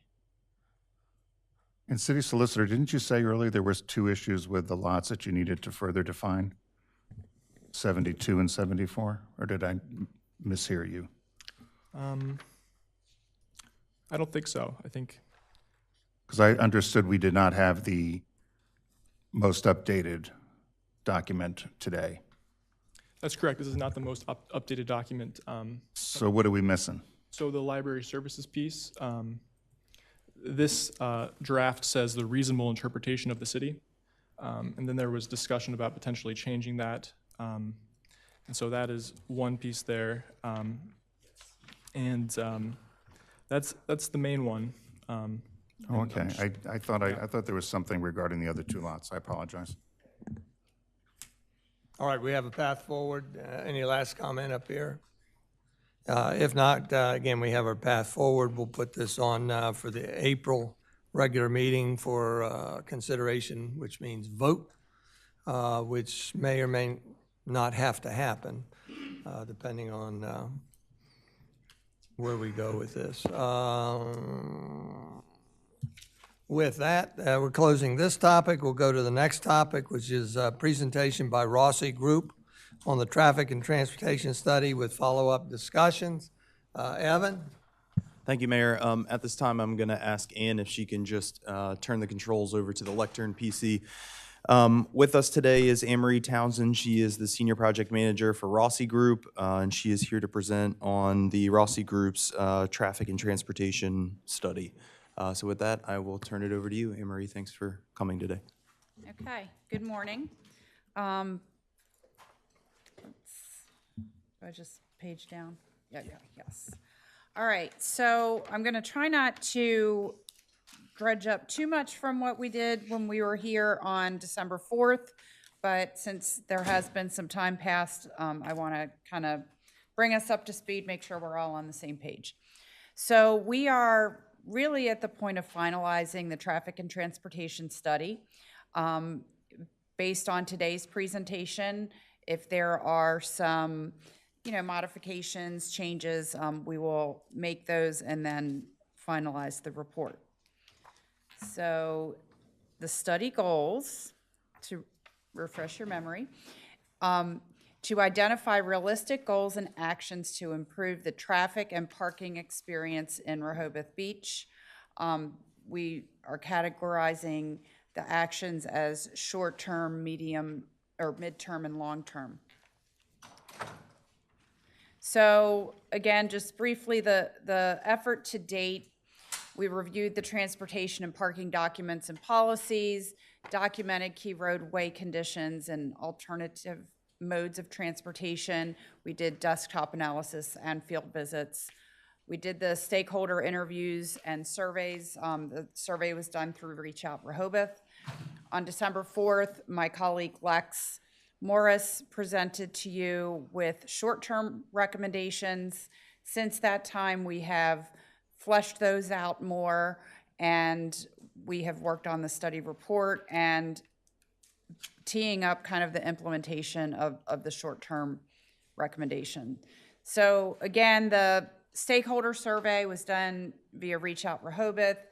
It was shared via Coast TV, promoted on the newsletter, email blast, in all of the standard ways. It was available October 24th through November 22nd, 665 people, including 333 that identified as residents, business owners, and property owners. So the others may have been people who lived outside of town and visit. So just kind of trying to categorize the priorities and concerns. Parking challenges in the downtown core. Primarily, the concerns were insufficient parking capacity and lack of turnover in the parking spaces. Concern about pedestrian accessibility, pedestrian access routes, sidewalks, gathering spaces, and again, it's this competing prioritization for how you use that right-of-way versus with the vehicles and pedestrians. And then enhanced shuttle, there seemed to be a lot of support for enhanced shuttle and transit options that would help people get around, maybe bring them in from places outside of town as well. Again, additional parking inventory was a big theme. There were a lot of both an open-ended and other responses that really kind of pushed toward a desire for a parking garage. And then wider and safer sidewalks and crosswalks. Education and enforcement were themes in that as we talk about other modes of transportation, because I think that what you see is with pedestrians and cyclists, sometimes there's not a full understanding of who has the right of way in which circumstances. So then the stakeholder interviews, we did 11 different stakeholder interviews, several HOAs. We reached out to all of the HOAs, but not all of the HOAs responded to us. EMS, the Chamber, Rehoboth Main Street, DART, and Jolly Trolley. Again, there were some recurring themes that really kind of built upon what we had also heard through Reach Out Rehoboth. So one, I think we've all seen this, busier peak and shoulder seasons. You're starting to be able to, it's a struggle sometimes now to determine your peak season from your shoulder seasons as things get busier in the fall and the spring. In particular, the fall is what we were hearing. The concern about parking capacity was brought up by, again, all of the stakeholders, but there was varying degrees of interest in constructing a parking garage as a solution to this. From, the residential side, we heard a number of the HOAs said absolutely not, concern about how that could affect the character of Rehoboth. On the business side, we heard more favorability toward that. Again, we heard prioritization of safe pedestrian facilities and concern for pedestrians making dangerous movements, jaywalking, things like that, and an interest in increased transit service.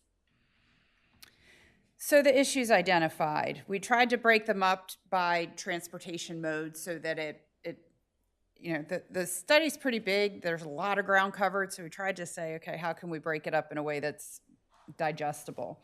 So in terms of bicycle facilities, it was noted that there's an insufficient bicycle network, signage, marking, and awareness of bicycle routes, particularly on Rehoboth Avenue. There's conflict between the motorists and cyclists, and you don't have dedicated bicycle lanes. So technically you have the sharrows and the motorists are supposed to share the lane, and you've got parking cars backing out. So there's a lot of conflict and some interest in trying to look at how you can promote other routes that would take people off of Rehoboth Avenue if they're on their bikes. Bicycle laws are not well known, and that's often by cyclists themselves, but also by motorists. Pedestrian facilities, motorists fail to yield to pedestrians in crosswalks, and we see this a lot. We see that where you have the rectangular rapid flashing beacons right here in front of City Hall, but you also see it where you have vehicles turning right onto, say, First or Second, and they're turning at the light. They got a green light, but that's also when the pedestrian gets the walk sign, and there's, I guess, confusion about who should yield right of way, although it should be the vehicle. Dangerous pedestrian movements, jaywalking, you find your parking spot on Rehoboth Avenue and you just walk across the street wherever you are. I think we all see that pretty regularly. And then a few years ago, the city installed the walk your bike sidewalk markings, and they fade and they don't address other modes of micromobility. So we talked about that when we were before you last. Parking, inadequate capacity in the downtown core. The permit areas are not clearly marked. So one of the things that came out was that people don't necessarily know that they're in a permit-only area. Some concern that in-person purchase requirement for parking permits causes inconvenience, that there should be an online way to purchase, and that parking near intersections causes visibility concerns. And this is an example here at First and Baltimore Avenue where you can park almost up to that fire hydrant. So it makes it very difficult for visibility around the corner. And then as with every community, concern about vehicle speed. So the issue became, are there traffic calming measures that could be implemented that could slow some of the vehicles? Freight delivery. So the loading zones aren't sized so that trucks can use them.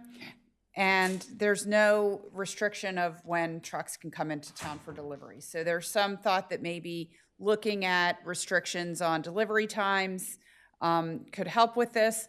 I will tell you, since we did this, I'm so much more keenly aware of it. And every time I'm in town, I happen to see it, whether it's a weekend, a weekday, summer, whatever, I'm seeing it. And I guess it was there all along and I just didn't pay enough attention. So transit, again, the city is served by Jolly Trolley and by DART, but there was some interest in seeing more options.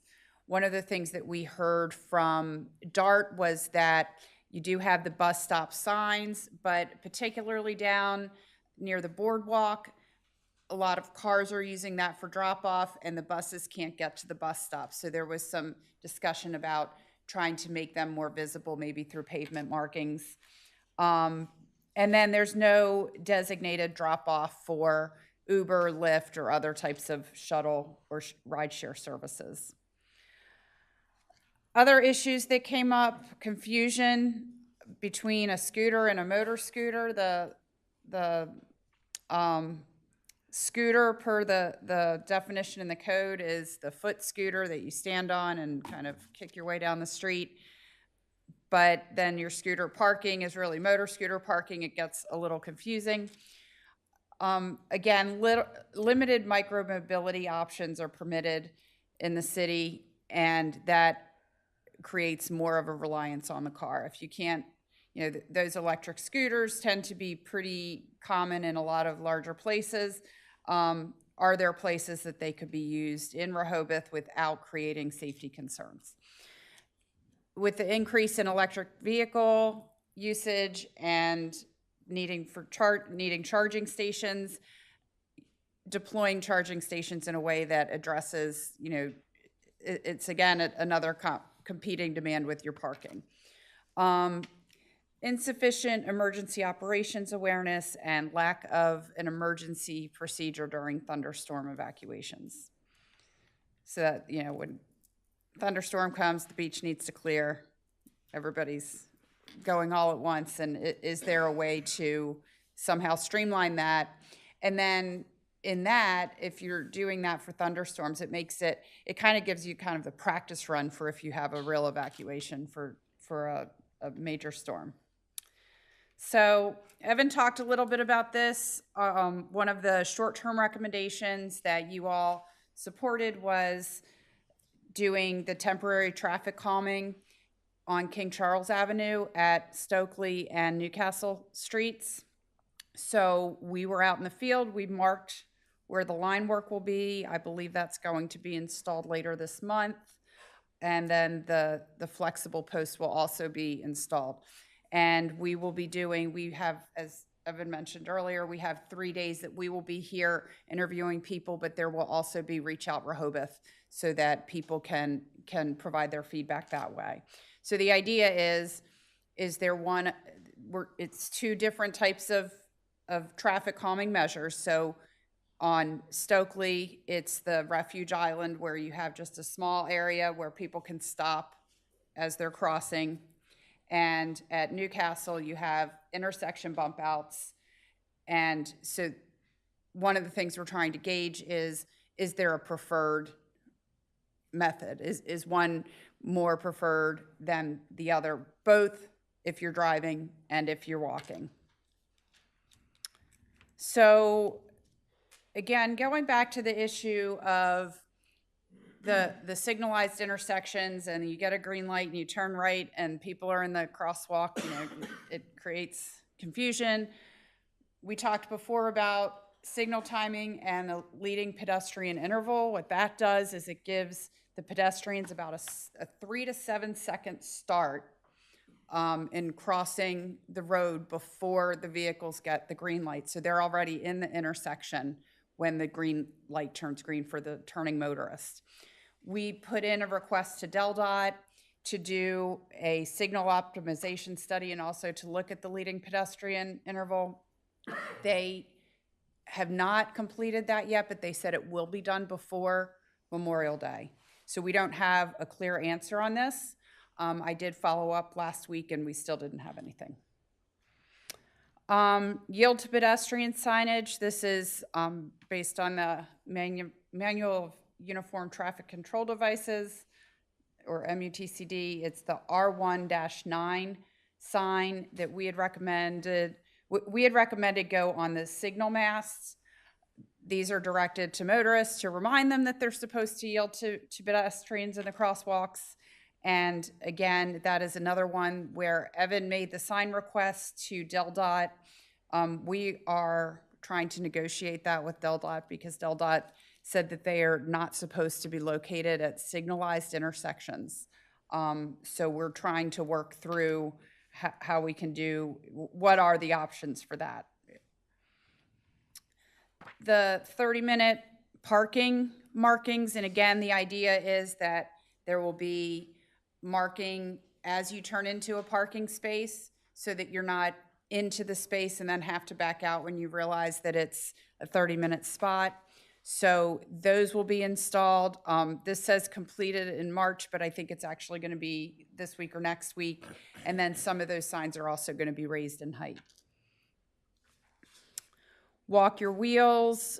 Again, this is the thermoplastic emblem, and those will be installed later this month. So now we get to the mid and long-term recommendations, which you guys haven't seen any of this yet. So this is all new. So midterm, as it relates to bicycle and pedestrian facilities, implement a bicycle and pedestrian safety campaign. Again, make sure people know the rules of the road. That can be done through press releases, materials on the website, outreach by the police department as you're interacting with people. Improve the share the road signage and markings in the places where there are shared lanes, and improve the bike at the beach route awareness and signage in a location where people are really going to see it when they're on a bike. Right now, the bike at the beach signs are on the top of the street signs, which is not really kind of in that view shed. Long-term would be to improve bicycling options north and south of Rehoboth Avenue. Look for opportunities to install separated bike lanes. And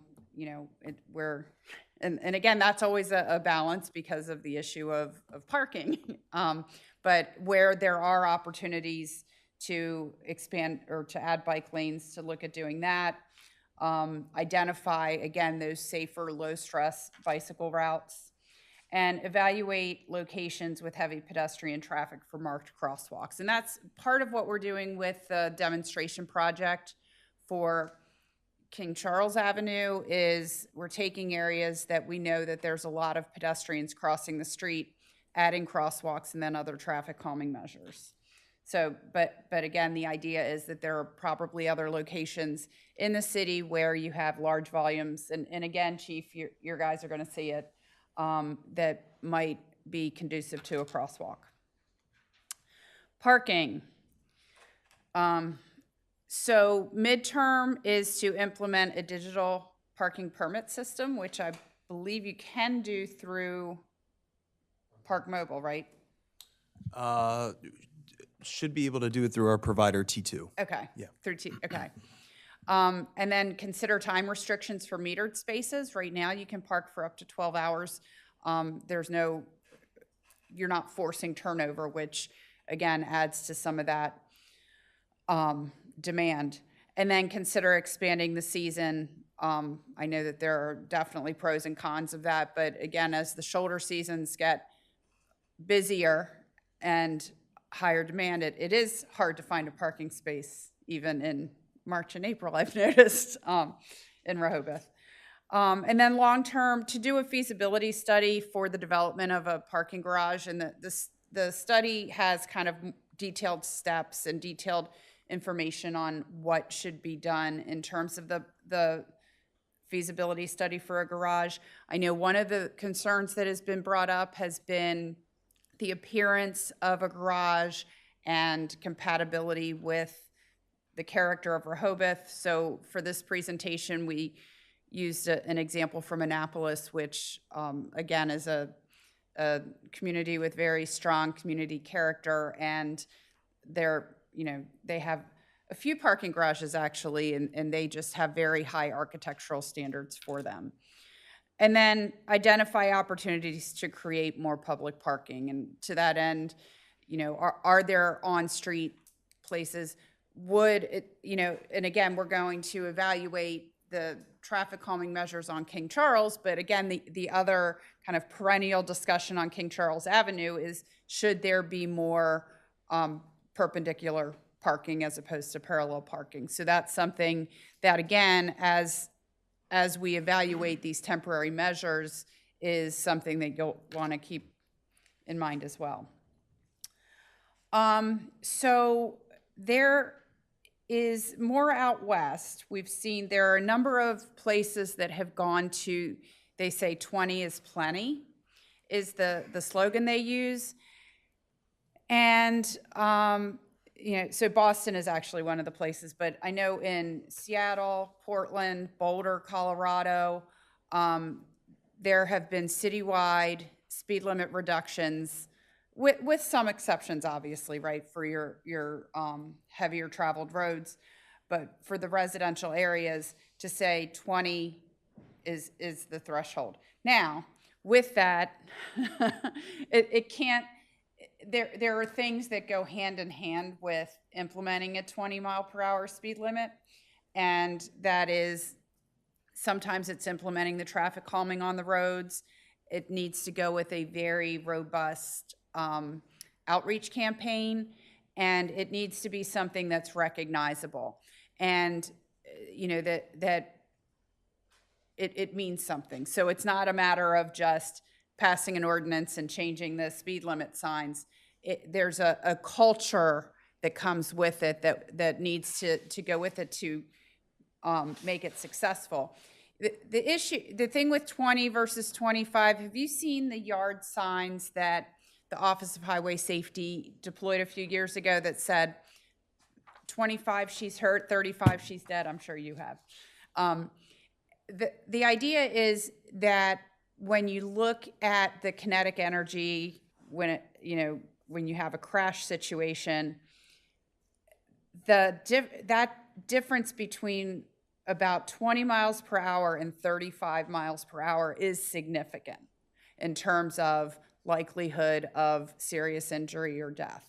So, one of the things I've heard, and I don't think in the places where they've implemented it, this has been the thought process, but one of the things I've heard, and I was in Lewis for 7 years, so we have very similar problems to what you have here in Rehoboth, is, well, if we post it for 20, maybe they'll go 25.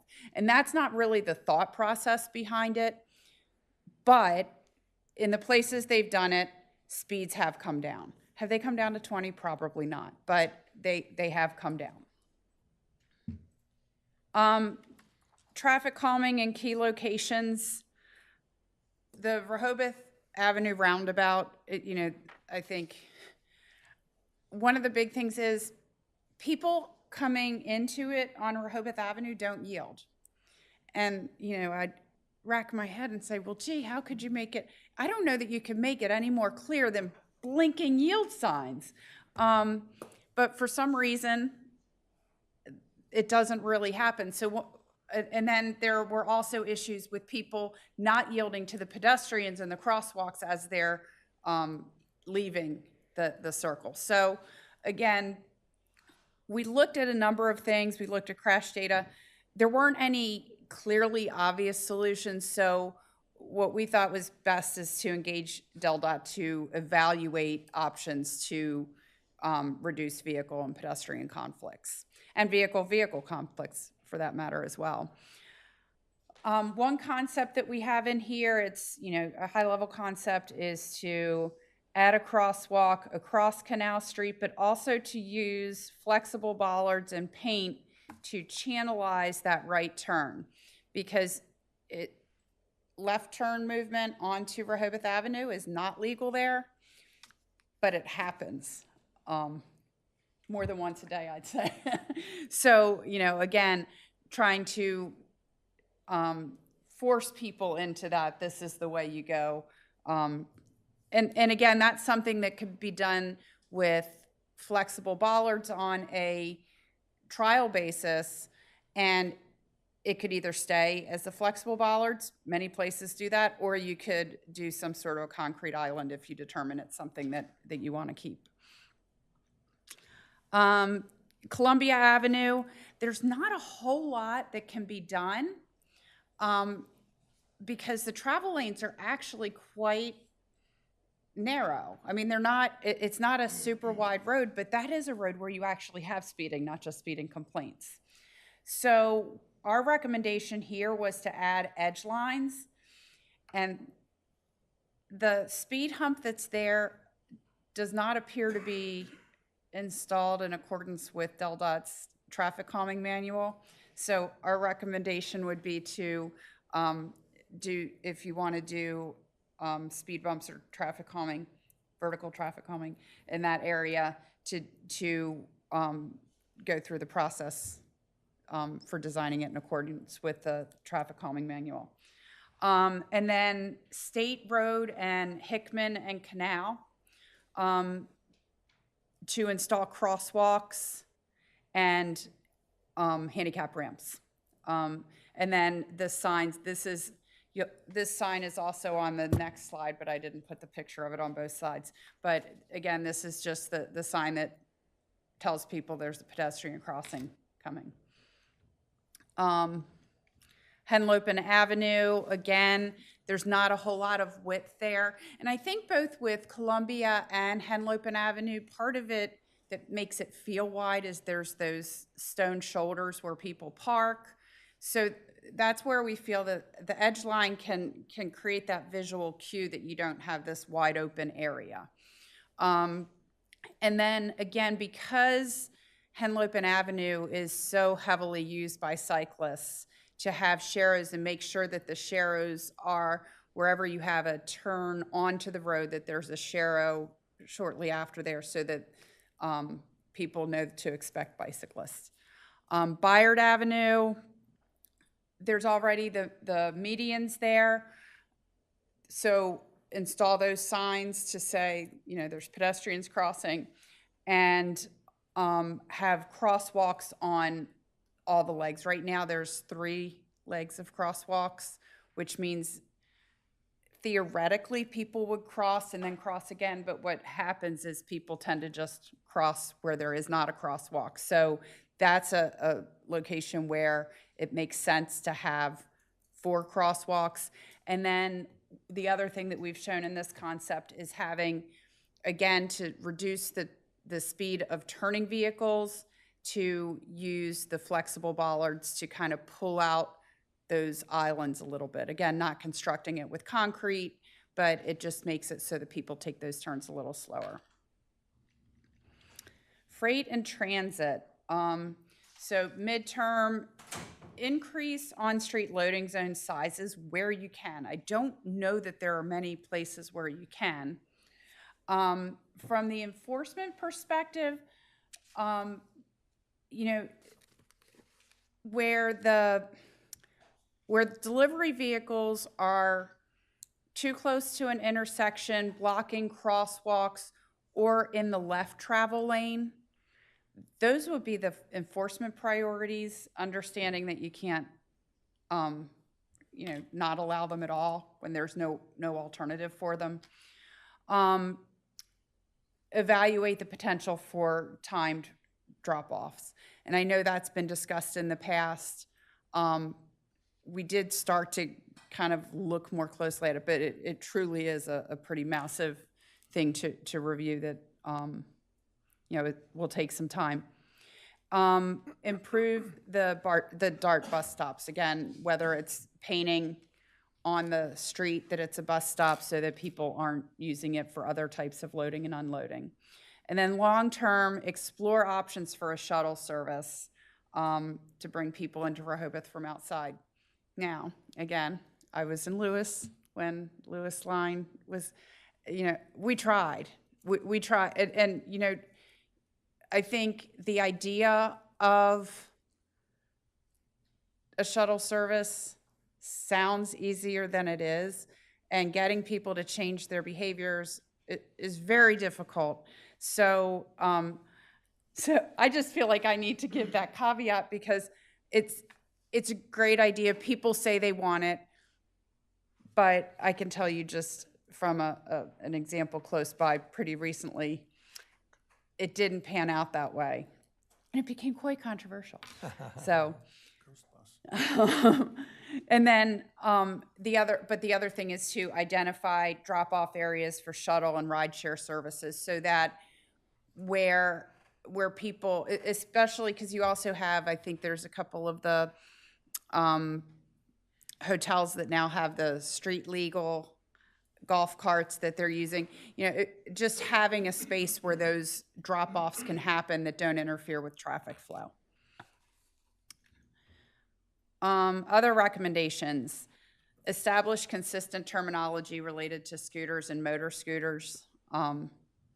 Again, it sounds minor. Some of it is some definitions in the code, and others could be how, again, for the scooter permits to call it a motor scooter permit, that kind of stuff. Evaluate whether other micro-mobility options should be allowed, and if so, where. Again, I think obviously you need to be very careful with the boardwalk and with Rehoboth Avenue, but there might be some other opportunities in other locations that could get people kind of out of their cars. But again, not wanting to cause more conflicts, that's the challenge. Prepare a plan for EV charging station deployment that kind of balances the need for charging with parking. And I know obviously there's a vehicle there when it's charging, so it is parked, but then, typically the idea is that once your vehicle's charged, you're supposed to move on, and a lot of times the pricing at stations will do that. So, what are the ways in a high demand parking area to deploy that? Encourage residents to sign up for Rehoboth Beacon alerts and implement an emergency messaging procedure for severe weather events to try to manage the traffic. So that's kind of where we are. Again, Evan has a draft of the report, but if you have obviously any comments, questions. Thank you, Anne-Marie. We appreciate it. I've been here 26 years, and we've done parking studies on and off on a cycle every 7 years or something. Right. So we have them. I think this maybe is more comprehensive than some previous ones. I think it has more data to support it, so that's appreciated. Having been here so long, I've heard a lot of talk about components of this parking study, such as one-way streets. When Sharon Lynn was here probably 10 years ago, I think one of her first things was to gather with merchants in the area and talk about one-way streets on Wilmington and Baltimore and everything. And that failed, if you will. Right. And then freight delivery, the Chamber of Commerce Downtown Advisory Committee has met at least a couple times in my tenure here to talk about it and talk specifically about time restrictions and would they work and all that. And that seemed to fail also. Right. So I know from talking to the chamber that their previous looks at it, the merchants aren't able to control when the delivery trucks come. Now, again, I don't know if there are obviously places that do it, but they tend to be places like New York City. Like it's hard to find a comparable. You know, something can work in New York City, but the volume of what is being delivered, it's just very different than what's being delivered here. Right. Because your Cisco truck that's coming here is probably going out to the highway and to Lewis and to Milton, and you know, how do you coordinate when you're kind of a small piece of a larger pie? Well, that fits in with part of my philosophy, or deals with retrofit versus new. It's one thing to try to retrofit and do things in an existing community versus new. Long Branch, New Jersey is a good example for me. It's a boardwalk town up in northern New Jersey. A developer there literally bought, to use Rehoboth as an example, they bought from Rehoboth Avenue up to Surf Avenue and 2 blocks back, tore it down 100% and rebuilt and redesigned everything. And it turned out beautiful. And then subsequent years, they did the same from Rehoboth Avenue south to the South Boardwalk, 2 blocks in. And it's amazing what you can do with a clean chalkboard. So some of the other things, one-way streets, freight delivery, bicycle guidelines. We got a grant and we had a bicycle study done that we need to make sure we link in here. We've had a parking garage task force, and that was talked about back in Don Derrickson's days, and more recently. We've talked about the shuttle, and yes, that was very controversial, just orally trying to present it, and so that kind of failed. Our CDP has mentioned complete streets, which I think has been taken out of the CDP, the last version. I'm not sure, but I think it's still in there. so you know that was something that always interests me, especially having taken some courses through the IPA up there on complete streets, and their examples in their course were almost exactly identical to Columbia and Henlopen. Okay. And yet we don't seem to ever be addressing that, probably because our friends live on those streets and we're a little afraid to do that. And so one of the things we looked at the whole complete streets, and we talked to Evan and Kevin about it. But I think, you know, the challenges, the areas where, like you mentioned, Henlopen and Columbia, it would be very difficult to implement, I think, from a constituency standpoint, you know, coming in, because those are areas where, you know, people have landscaped and they rely on it. So it's, I mean, it could certainly be done, but it's... So for me, I just recited, say, 6 study areas, if you will: one-way streets, freight delivery, bike guidelines, parking garage, shuttle, complete streets, that I'm not sure right now that I'm willing to study those again. Now, I will keep them in mind that as we look at this holistically, you know, keep those in mind, and maybe they do crop up or something. Well, and it could be a matter of when you have a capital project on a street, that you don't look at simply repaving what's there. You say, okay, this is what we have. Is this an opportunity to look at something different? Is this an opportunity to introduce some traffic calming or do something from a complete streets perspective? Right. So I'm going to skip ahead a minute, but I would like to open it up to the commissioners and then the public. Before I knew about this, I had asked Evan to do some kind of outline on the parking process. If you recall, we agreed to enter into a holistic review of the parking issue, starting with all the Rossi, and then we'll go to all the other things.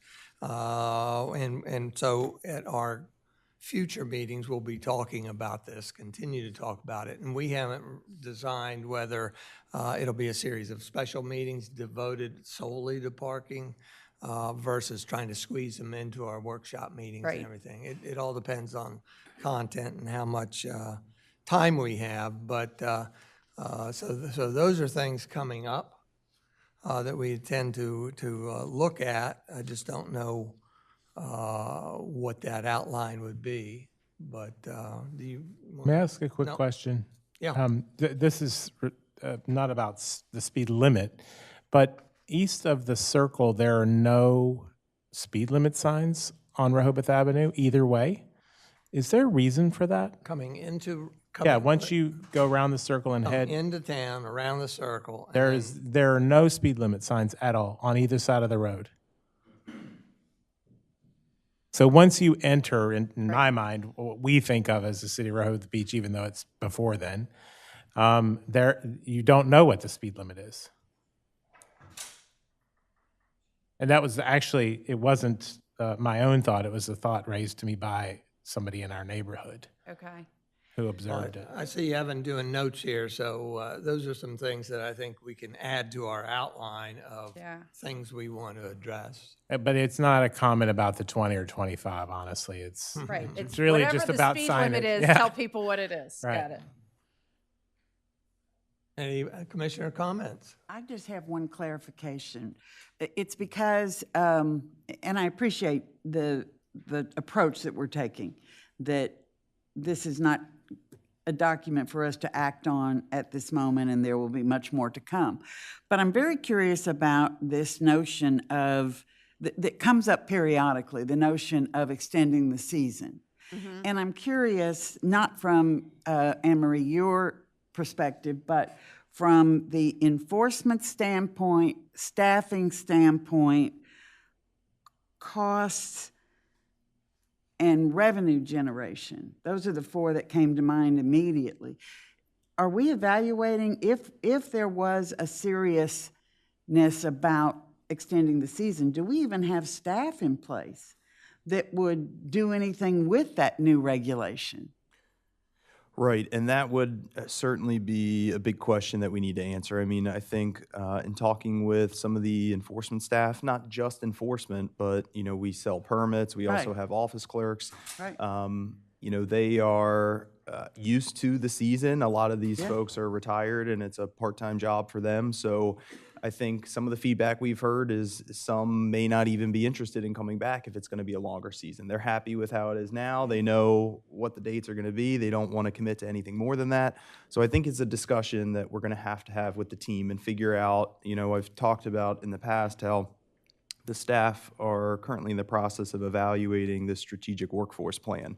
And I think that is part of that discussion to figure out if there is a change in the season, what does that look like from a staffing perspective? But I do think it would have implications on not only the seasonal staff, but possibly full-time staff as well, depending on what the recommended change to the season would be. Well, and I'm glad you laid it out like that, because this is one of those issues that is often presented to me as, what is wrong with you commissioners? Because this is such a no-brainer. You could do that at the drop of a hat. Well, it isn't a drop of a hat. It is thinking out. You might want to, one might want to extend, but all of the implications that go with it, as you rightfully said. Yeah. So I think that's a very important note for our community, that, you know, everything is interconnected. And what are the implications of a change here and a change there? I mean, even, you know, thinking about our budget, we're an April 1st fiscal year. So I recall when we made the change to May 15th, that was sooner than what we were used to. So we had to adjust budget to make sure that we had planned for expenditures in the prior fiscal year to purchase equipment, supplies, bring on staff early, and have it ready for the season. So by going to May 1st, that's additional planning that we need to have in place and be ready for. Knowing that April 1st is the start of the budget, that's usually when requisitions start to go in, the very first day. And we've got, you know, 4 weeks, 5 weeks before the start of the season. So it's just planning a lot earlier, but also from the fiscal perspective, we have to plan for that early. And I congratulate on the planning earlier, that it certainly won't impact this season, but there's always hope for the 2025.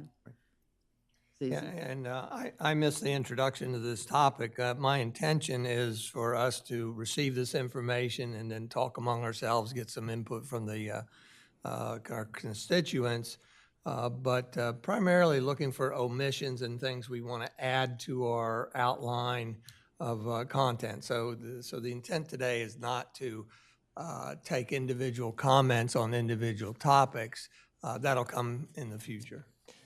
Just another quick question. Do you all know the places where parallel parking could be reasonably turned into diagonal parking, and how many spaces that would create throughout the city? So I think the only one that really jumps out is King Charles Avenue, because it's That's a big really avenue. wide. It's 61 feet of pavement, Yeah. which is really wide. The other streets in town just don't have that type of width. So I don't think that there are opportunities to do that, and But on other King- than where on- you already have it, but on unless you King- did one ways. Yeah. On King Charles, do you know what that would?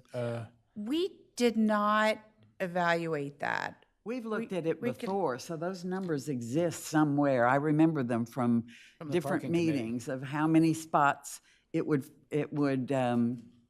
increase or decrease or whatever the configuration was. But it exists somewhere. And I do know we should have a good amount of data already collected, because Rossi, before the traffic and transportation study, also did a parking inventory report, which did a GIS map on all the permitted streets, metered spaces, gave us an exact number of how many metered spaces we have. It estimated how many permit spaces we have based on available pavement. Obviously, that number is very difficult to compute because we have driveway spaces that are not marked. So we have to put in, estimates for driveway widths and things like that. But I'm sure we could arrive at a projection on how many spaces could be King created Charles. for King Charles. For our next discussion. Thank you. Well, one of the things I've always wanted to add to our list to examine on King Charles specifically, because it's, I believe, the same width as Bayard, is installing medians. And that, I'm a fan of heat islands and also the aesthetics of it. And so I'd like that added to the list. The other thing I would add too, and I recall bringing this up when we were talking about the King Charles pilot project. So I'm blanking on what street it was. I know it's not Stokely, but one of the pilot projects is at the intersection where there is angled in or perpendicular parking on one side and then parallel parking on the other. So our thought was, with the survey, we might be able to get some feedback on, did those pedestrian improvements help the pedestrian or the driver feel safer? Did they think that it created, safe spaces, changed some of the safety perception? So I think there we might be able to get some feedback on that. I would say that I think as you go to perpendicular head-in parking, you will have to provide much greater sight line. And so that may require removing some parking spaces or providing a greater setback from the crosswalks. So I think we'll have to look at that and see. Anything else from up here? Yes. Go ahead. As a follow-up on that particular issue, on the King Charles Avenue pilot project, Page. it's not, I guess it's page 20, whatever. We know what's going on. We've authorized that to happen. The temporary traffic calming measures marked, installation late April, et cetera. What are we going to do with those results? What questions are we asking? What survey is out there to gather data that at the end of the season, if that's the target aspect, what do we want to know, and what are we going to do with it, and how are we going to react to it?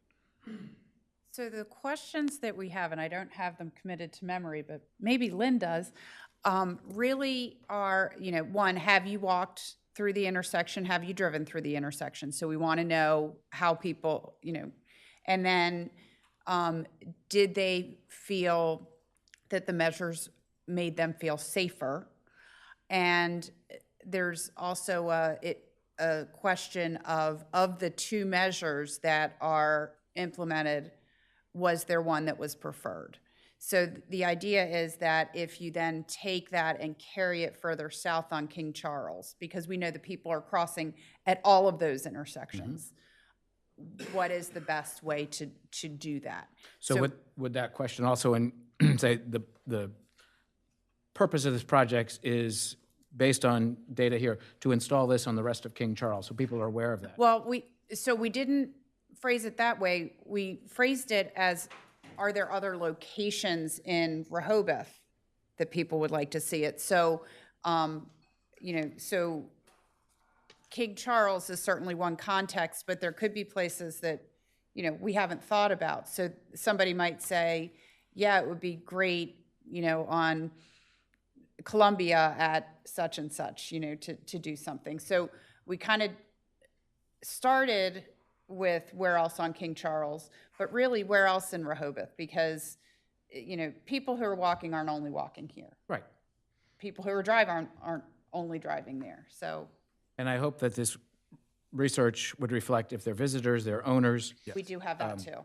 And, also the aspect that, and you talk about, would it be good in other places? I think personally that it should mention King Charles, because a lot of people say, oh, this is great, but not in my backyard. Don't do it here. Do it somewhere else. So I think that data is very crucial to have done. And do we have a target date of when this will be completed and when we'll have results? So measures will be in place by May 1st. Yes. And so we will evaluate. We have 3 days that are tentative that we will be in town. Still working on the staffing for that 4th of July week. I really want to get it done 4th of July week, because when do you have more people than 4th of July week? So it might be me. And I had also suggested when this was first introduced that we investigate the possibility of putting video cameras up to record 24 hours a day for the whole season, just to see if we can get some other reaction on that. The other thing on the same... I'm sorry, to answer your question, we will have completed it by Labor Day. By Labor Day, we'll take the results we've gotten and wrap it up. And the same on the signal timing from DelDOT. You said that you've followed up with them, but no response yet. But is there any way to measure those results as to what happens or what doesn't happen if this is introduced? We will ask them that as well. I mean, that's part of their whole thing with it, because they do all that from the Traffic Management Center, but I will bring that to Lindsay. And one thing that, again, I was disappointed not to see in here, but maybe that's another survey in 7 years when somebody else can do it. But regarding the parking garage, the simple, not simple questions, but where would we put it? How big is it? How much would it cost? And a financial analysis. Those are the baseline questions that I think we need to know to go forward to this, to respond to the public. But couching that also, and your experience of public administration and what have you, are there any, there's one question here, stakeholder priorities and concern, parking challenges in downtown core, primarily caused by insufficient parking capacity and lack of turnover at parking spaces. Is there any other resort that you're aware of that does not experience these same problems? No. I mean, I think so nobody solved it, right? Right. Okay. Busy. Right. A commissioner who I won't name said, we were talking about this the other day, Patrick, and this one commissioner said to me, we don't have a parking issue, we have a convenience issue. Lazy is what it is. Laziness. Yeah. That was me that has said this over and over and over again, that there is an element of this that is convenience. Right. Yeah. Well, I know when in the summer, when my husband and I come to town, we will park toward the north end of the boardwalk. It's metered parking up there, because we just don't feel like dealing with the hassle. And there's always parking there. There's always available parking. So I think there's certainly, when we were dealing with this, I was in Lewis for 7 years, and I think we studied parking 3 or 4 times. So you're not alone, right? Right. And I remember there was a Cape Gazette editorial, and it said, we have a walking problem, not a parking problem. And I think, that, and even like in the survey we did, you had a lot of people don't want to walk more than 2 blocks. Most people would walk 3 to 4 or more. But, you know, you still have a lot of people who don't, 1 or 2 blocks or 10 feet, you know, I mean, and that is a challenge. Which brings up the parking garage, because if there was a parking garage built, you're probably going to have to walk 4 or 5 blocks. And to Commissioner Gossett's point about that, I think we need to, as commissioners, decide whether that's something that we ever want to discuss or just get it off the table, because it constantly comes up. I think Patrick had done an analysis. It was somewhere between 24 and 36 million to build, plus maintain. It's going to be empty 7 months of the year. It's not going to be $2 to park. It's not going to be $4 to park. It's probably going to be $12 to park. So all of this chatter about a parking garage, I think we just have to be realistic about it. That will be an independent project, because we've never followed up from the parking garage task force, and we need to close that out and present their results. Where my understanding, based on looking at the records of that, is that kind of fizzled when it was determined the amount of, and that the idea here was that it would be here, and it was the amount of utility relocation that would need to happen, because you have the fiber, right? The fiber goes under the parking lot. Sewer and water. And right. So those are engineering questions. They obviously drive up the cost, but to your question, Commissioner Gossett, the location, based on your previous studies, because you had looked at the senior center and here, and from an efficiency standpoint, this is the location that seems to work best, but there are a number of issues that would need to be dealt with. So that's why, in terms of that recommendation in the report, we didn't simply say evaluate the feasibility, because we know that there were certain issues like utility relocation, whether it would be something that would be a public-private partnership where you would bring in a private entity to own and operate it and, you know, own the structure. You know, there are a lot of ways to do it.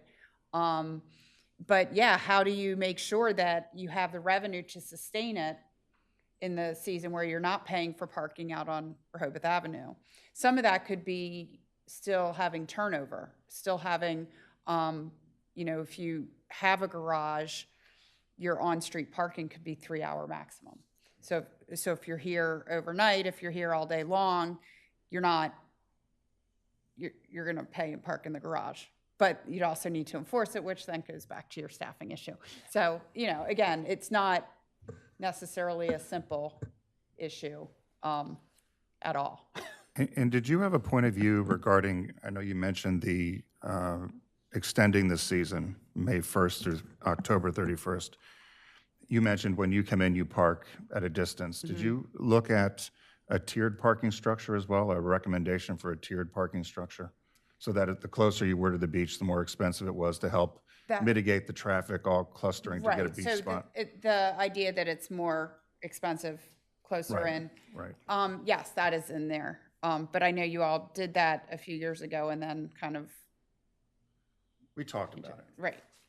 But you had a point in time where Rehoboth Avenue was more expensive than the rest. Yeah, 50 cents, I think it was. So, yeah, not, yeah. I'm sorry. The 50 cents an hour isn't quite that. I think it was, right. Yeah.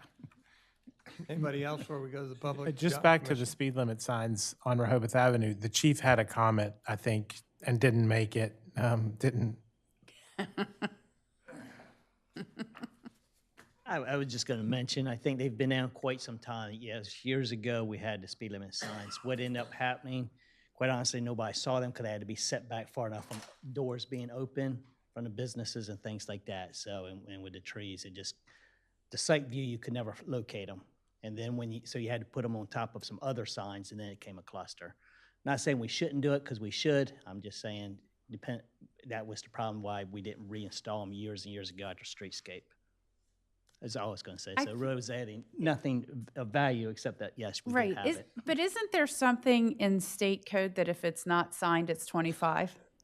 That's correct, yes. So of course, everybody coming to Rehoboth has our state traffic code memorized. So right there, it's right there with the, you know, yielding to pedestrians and how you deal with cyclists. So And that a one-way street means you can only go one way.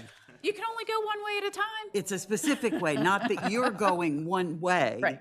But I know all politics is local, so I actually live on Henlopen, and it's, I would say 90% of the people there are speeding.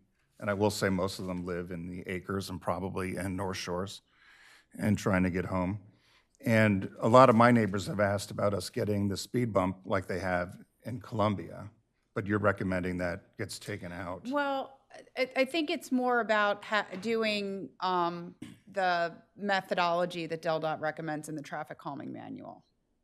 So, and there are also, hold on, there are so many different terms for speed bumps and they're all a little nuanced. Speed cushions. Right, the cushion is a have little.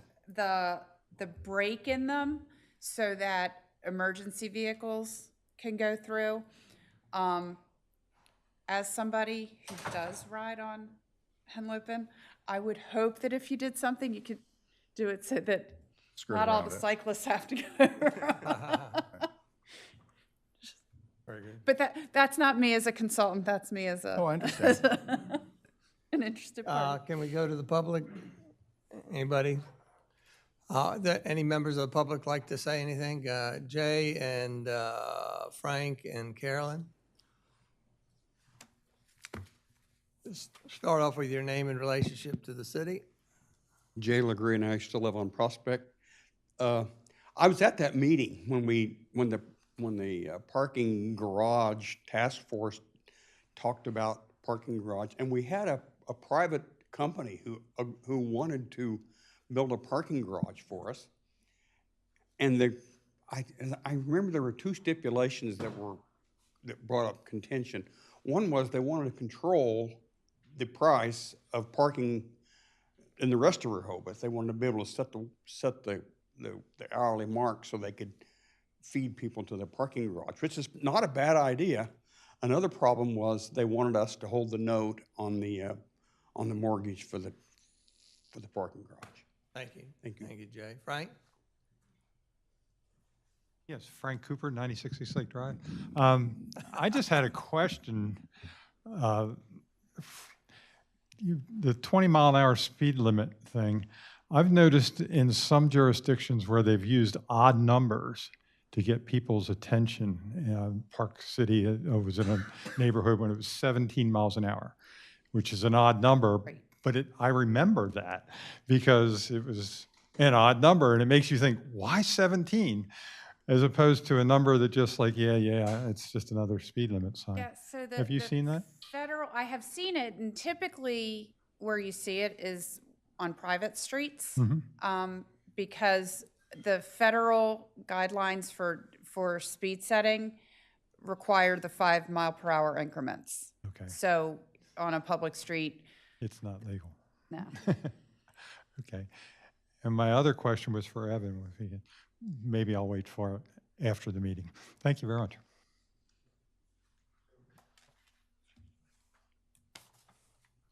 Carolyn? I'll just do this. No, Chief, come on. Like Stevie Nicks. Yeah. Carolyn Diefendorfer, city resident.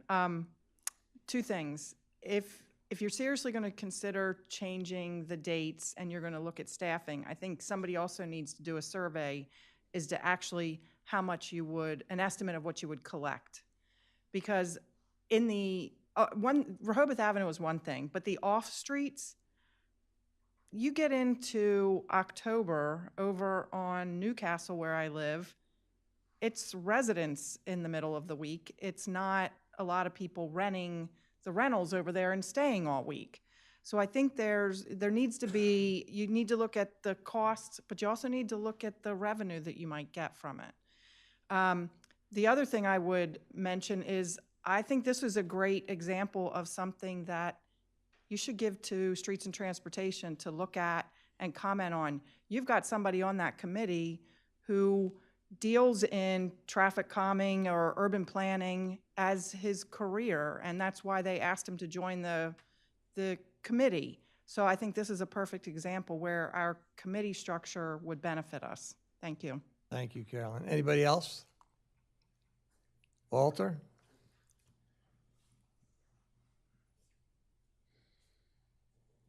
Walter Birmingham, 123 Hennepin Avenue, approximately 5, maybe more years ago.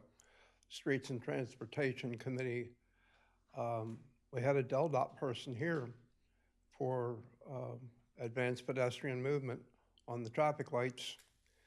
And as of a couple of years ago, I happened to mention to some of the people from traffic control that were here working, and they had put advanced replacement for the traffic controls. At the same time, they brought the fiber optics in to from the highway for First Street and Second Street intersections. And those traffic controllers are already in place that can be programmed with cooperation between an agreement between the city and DelDOT for your lights for your pedestrians for up to the 4 corners of the 4 approaches, to give programmable so many seconds of authorized pedestrian movement before the cars are given a green. Thank you.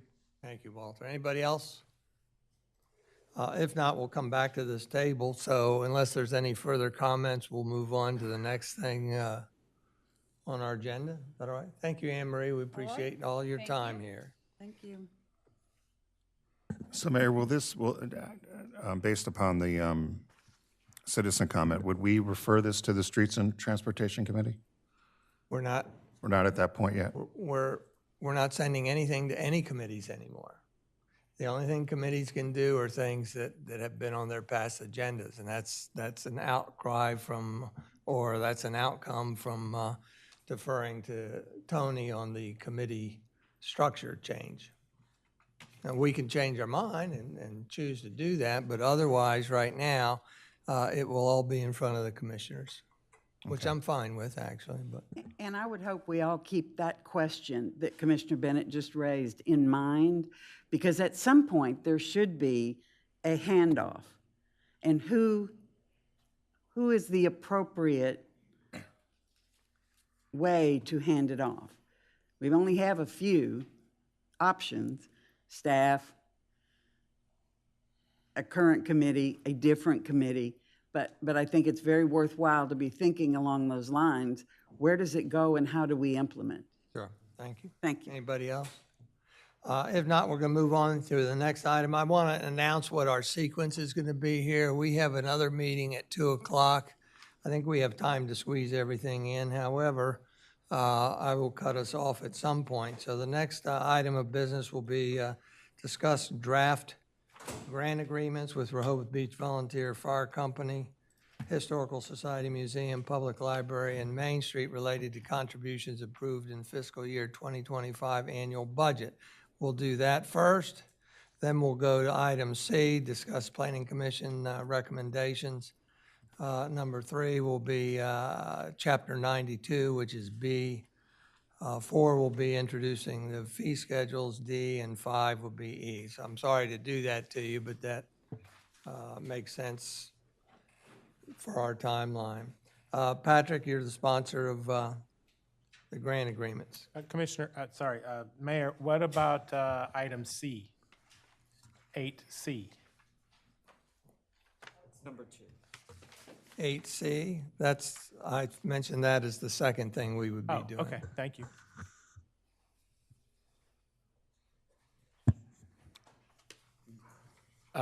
Right, the draft grant agreement contributions approval. Oh, no, we took that off, yeah, I'm sorry. I had, with the aid of Evan Miller, drafted a letter going out to the grant recipients outlining all the specifics of the requirements of the grant. Evan has taken that and designed it as a letter to go out. I think you've had it in your information. There's also been some discussion, though, that I've received about the initial response was that the first payment would be issued as a matter of just the calendar with regards to the issuing of the first payment to the individuals prior to any other conditions existing. So I think there's some discussion around that. If any commissioners want to bring that forward. Ann, share media, please. And by the way, 8C, Commissioner Preston, is the committee structure, and I announced at the beginning of the meeting that we were deferring on that. Thank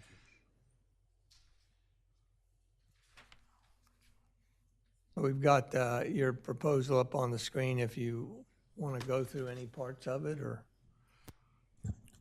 Again, you've had it in your materials, so if there's, I think it's very straightforward. It outlines the responsibilities of the organizations receiving the grant funds and what they are required to do.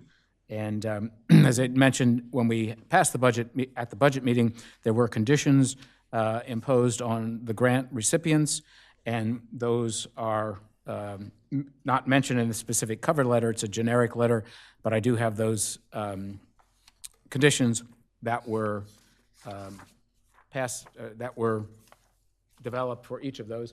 I'd like to pass it down for the 4 organizations. So again, if there was some discussion earlier, though, about the fact of just issuing a check because it's June, and there was some discussion about that probably should be discussed further. So I open that for a conversation at anyone. I'll start because I have a very clear position that starts with the applicants for our grants should be able to, they should be trusted by all of our taxpayers. And in order to be trusted by all of our taxpayers, I would say that they need to be accountable for the grants that have been approved previously. Obviously, our approach to grant requests have changed. This is the first year that we completely changed the way we did it. And it may be unnoticed by those requesting the grants, but our conditions, I believe now, should be very serious of receiving the money. So what we've teed up, I think, so far is that there's not much required, if anything, for a payment this summer. And I think this is our last opportunity to decide as a group that that is the appropriate way to handle taxpayer money, or are we in a position that we want to talk a little bit more in depth and more seriously about how to have some kind of deliverable in June for a July payment? Because I believe, Evan, you said from an administrative standpoint, the first opportunity to send funds would be in July, if I remember correctly. Historically, I think that's when the first payments Yeah. went out. So for me, the idea that I had, and please feel free to shoot it down if you think it is not germane or it is not worthwhile, that I went back to our January 19th special budget meeting and looked at the documents that had been submitted by all 4 of our requesters.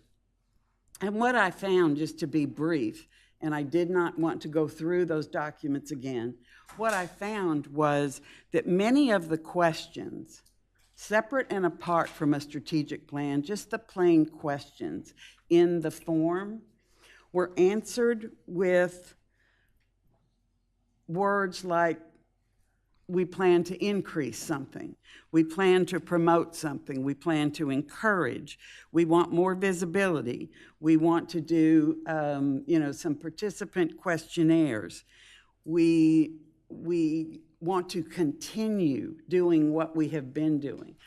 What they all 4 had in common for the most part was they really were not specific on what do you want. For example, if you said you wanted to increase your visitors at the library, I could not find the answer to baseline metrics, is what I'm really driving toward.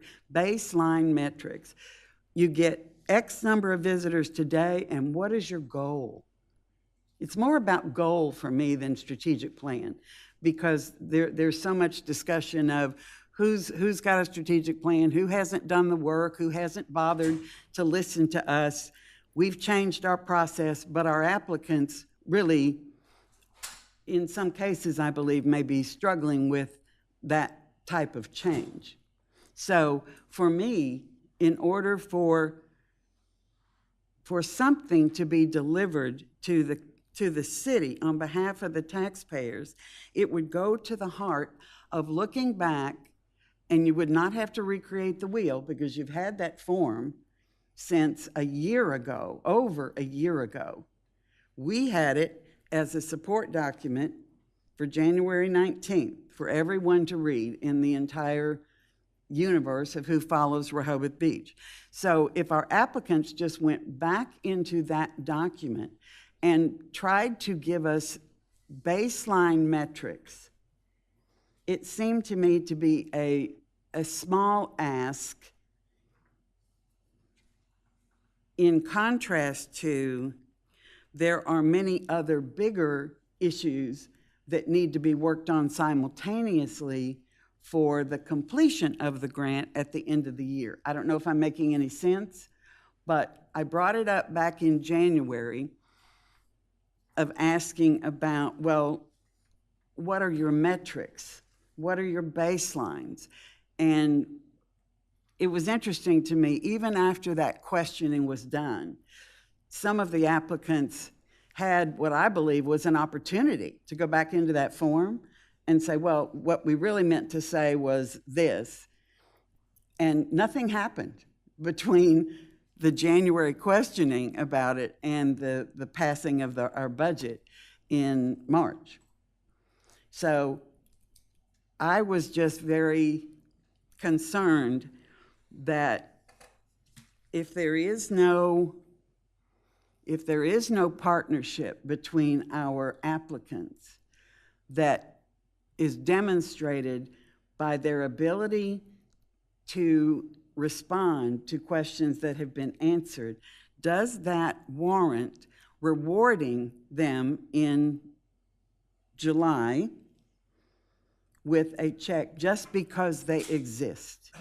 Not because they gave us any good faith information. It's just because they exist. So that was my thought on this as I read the materials. Patrick, do you have an extra copy of this we can give to Warren and Heidi? Or sure. are there any other copies? No? Here, I'll try and get 'em.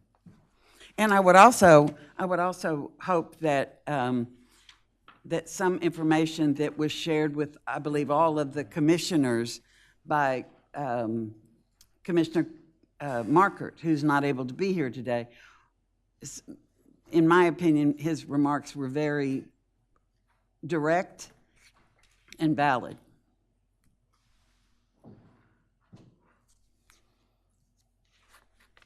So, Mayor, I wasn't clear if you wanted to do one at a time or just do a philosophical discussion regarding what is given out in July and whether or not anything is conditional on that or not. Well, our support document is just what, Patrick, 3 pages of the proposed document. I guess I thought that that's where the conversation would. Well, yeah, it's just for content. If people, the other commissioners have reviewed it, feel comfortable with this, the actual, as I just distributed, the grant payments and conditions, which were outlined at our budget meeting and approved, are there for review. But again, Commissioner Sharp had brought up the fact that she felt that just because the organizations exist, that's why we're giving them a check in July. Because that's what we have done in the past. And I think the education of moving from contributions, which we had addressed it before, to a grant cycle is a change. It's an educational process on both our sides. But again, for quick reference, any comments or references on the letter, edits? Just a question, Patrick. Yep. Commissioner Gossett. On line 45 to 48, is that enforceable? Specifically, the otherwise attempt to influence legislation or participate in political activity. I assume that some of our grant recipients do those things. Again, these are some standards that have been set for other organizations that nonprofits that I've dealt with, and I open that up. It's easier to bring it back than to add it later. Sure. You know, many of this is self-policing, to be honest with you, that unless it's brought to our attention or there's a taxpayer complaint that my tax money is being used to support X candidate, for instance, or buy political ads or anything of that nature, then we have an ability to react to it. Yeah, I'm just, the only thing that struck me is that I know that some of our grant recipients have in the past had a view about discussions we are having here at the dais. So that would be potentially fall into the category. I don't recall anything recent. I know Main Street used to. And when they dissolved and then were resurrected, my recollection is that they had stated specifically that they would not be taking up positions. It's fine. We can leave it in. I just that one. would like the record to show that I raised the question. Thank you.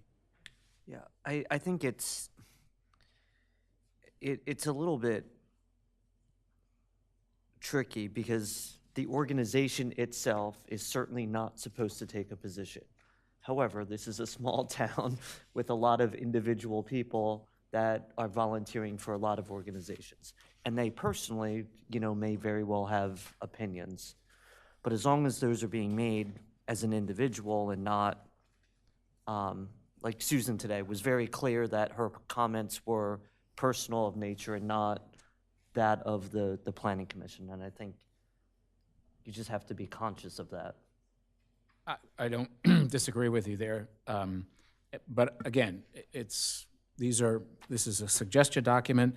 I think it adds protections for us that if the city, the taxpayers are granting funds to these organizations, and again, I go back to previous experience with 501c3s with these organizations that is one of the requirements of a 501c3 is being a non-political organization. So it falls into kind of two levels. I think generally the letter is fine. I think it's outlining expectations. There are a couple things in there that I just kind of questioned. And generally speaking, I think it's asking for a lot of acknowledgement and agreement after the fact, whereas a lot of this stuff maybe should have been better is being acknowledged in the application. I'm not sure if exactly how the application read, but a lot of this stuff should probably be incorporated in that for the upcoming year. But lines 59 through 69, I guess I was just a little bit confused on the wording of that. And I guess I was looking at it specifically from my knowledge of Main Street. It basically is saying that no one involved in the organization may indirectly benefit from the organization. And I just question how obviously there's board members that have businesses in town, and obviously. That's the intention. Yeah. So if you want to strike it, I understand. No, that, I don't want to strike it, okay. but I mean, if you do a gumbo crawl that involves 26 different restaurants and it's not singling out to benefit one, I feel like that's different than, hey, we're generating business that's benefiting all of the businesses in town. And if that's the intent, I'm fine with. I didn't want to, if you look at it with a microscope, it may be interpreted differently. And then I think the 74 through 89 is fine. I think the city should get credit for its support of the organizations. I just wasn't sure the intent of this, how broad or narrow it would be. Like, every time there's an interview, do they have to jump up and down and wave a City of Rehoboth flag, or is it just specific to, you know, exactly what program or project that the funds are helping? Well, that was one, in the application, that was one of the criteria, is what specific funds or programs are you going to use these funds for? And the response from the majority of them was general funds. Right. So, again, it's, a lot of this is self-policing, but I think that, you know, if simple, you know, underwriting from the City of Rehoboth Beach or a logo or something of that nature is appropriate. And this is, again, a learning process on both sides of the coin here. But I think the awareness that the organization has to have, or should have, to acknowledge the support of the city and the taxpayers should be there. Yeah, no, generally speaking, I agree, but I also don't want it to open up to be like, oh my God, that one interview, you forgot to thank the City of Rehoboth Beach, and now we're slapping you. Well, again, I think this is a lot of self-policing, and if that were to come forward to the attention of the city manager, who is the ultimate responsibility, or as we've outlined in this, Evan Miller's the contact person, I think that would be dealt with regards to Mr. Miller and the organization. So with those clarifications, I generally don't have any issues with the letter itself. And I think how, with the exception of one, I think how you've outlined the conditions and the timing is exactly how I remember it happening from the meeting, with the exception of Main Street, which is giving them the full $60,000 in the month of July. That half of that should be split 2 months later, I think is how it was supposed to be. And it's historically how it's been, so 30 and 30. Well, I guess that brings up quite, all the content here comes from the motion and that we did already. At the budget meeting, correct. So I'm fairly certain that Main Street was also supposed to be broken up into 2 payments. Okay. And then with Commissioner Sharp's question of do we want to change and put a condition on the July payments, I don't think it's fair to put a condition on them now that wasn't already approved, but I don't have a strong opinion on that. I think during the discussion, the reason why we didn't put a condition on any of the first ones is just timing. You know, July is not that far away. We still don't have an agreement with the library that would allow them to move forward with step 2, which is what one of the conditions is, giving us a construction timeline. And then, you know, I think the fire department, they've got a lot of work that they need to put in order to provide what we've asked them to do with an emergency services plan and fee. I think what gets lost is, and I appreciate your position because I understand what you're saying, but what has gotten lost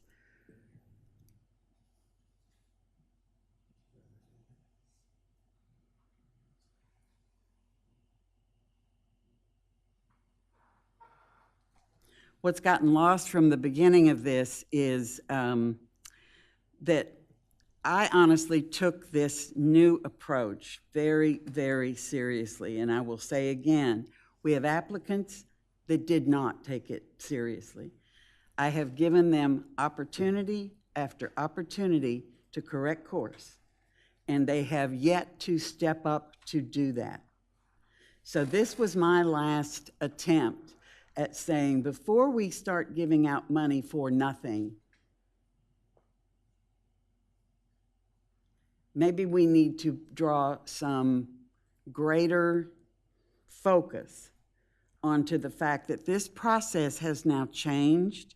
Our attitude, I would hope, that has changed toward rubber stamping these things annually has changed, but there does not appear or feel like there is energy around that up here.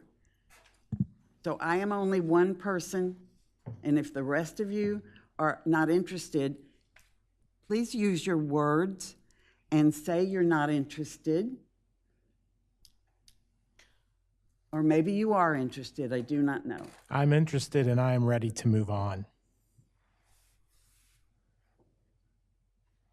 Move on in what manner? I'm sorry. Make changes and adopt it and But move on. do we have specific suggestions for the first payment, then criteria? I did, I already explained it. Go back to the January 19th support documents for each applicant and look at their own answers to the questions that were extremely straightforward. And if they begin with the words, squishy words that I've termed them before, if they begin with increase, promote, encourage, visibility, questionnaires, whatever those squishy words are, continue to do something, but they never say, what's the baseline and where am I going? For example, if you wanted to increase your membership, and you say you want to do that, as a goal, do you want to add 1 membership or 100 memberships?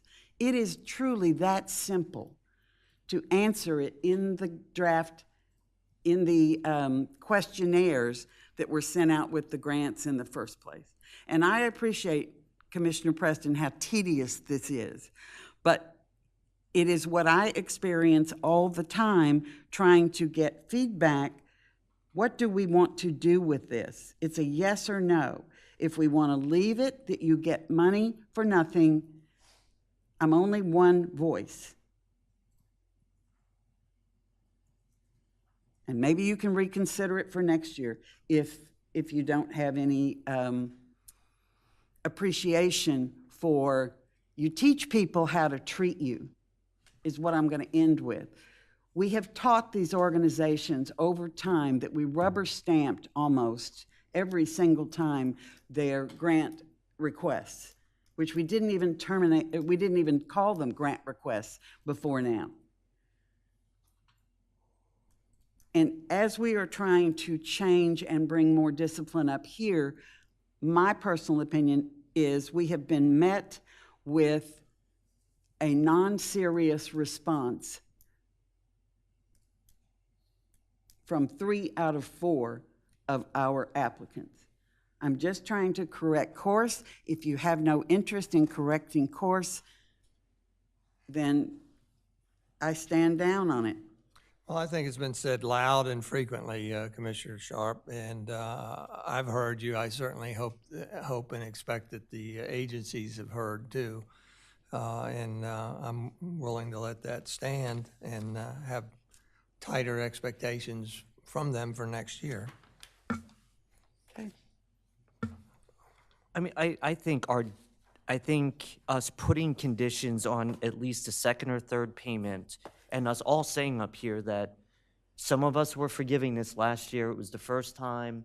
There were changes that were beyond individuals' control, and that this is the first year. We're going to be a little forgiving.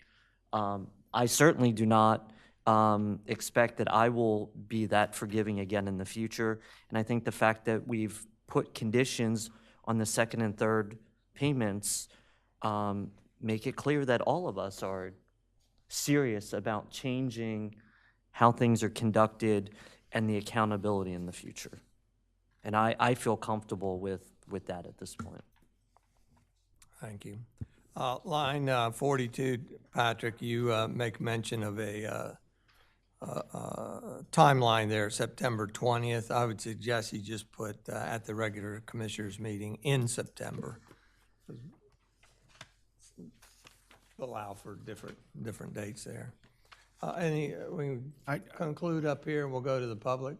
I just had one. I think, to build upon what Commissioner Sharp was saying, I think what she was asking for is that all 4 of these organizations, one of the requests would be to get your first payment was that you did the bare minimum of at least filling out the original application.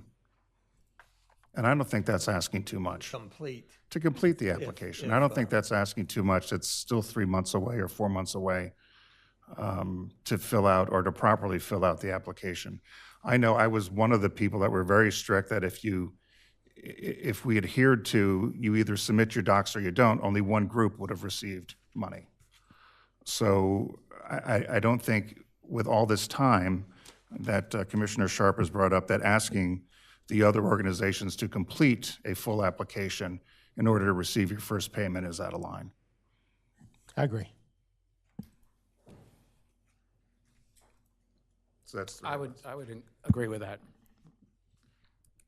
All right. We'll go to the members of the public. Is there anybody who would like to speak? Heidi? State your name and relationship to the city, of course. Hello, I'm Heidi Nastrom Evans, and I am the director of the Rehoboth Beach Museum.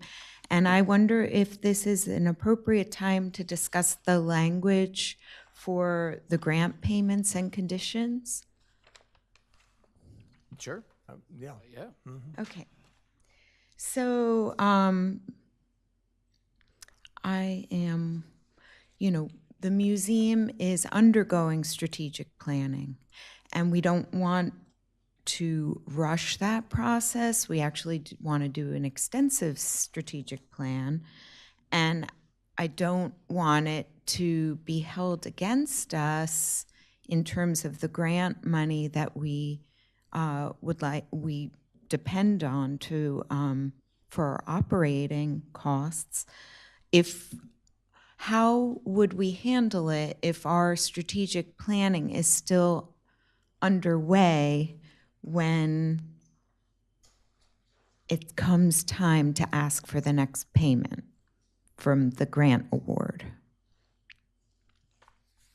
My response to that would be that I would assume, and maybe incorrectly, but that each of your meetings would have minutes, and would have a timeline that you're required to establish for the progress of implementing your strategic plan. And I think that type of documentation, in my opinion, would be a beginning, maybe not sufficient, but a beginning of progress being made towards a strategic agenda.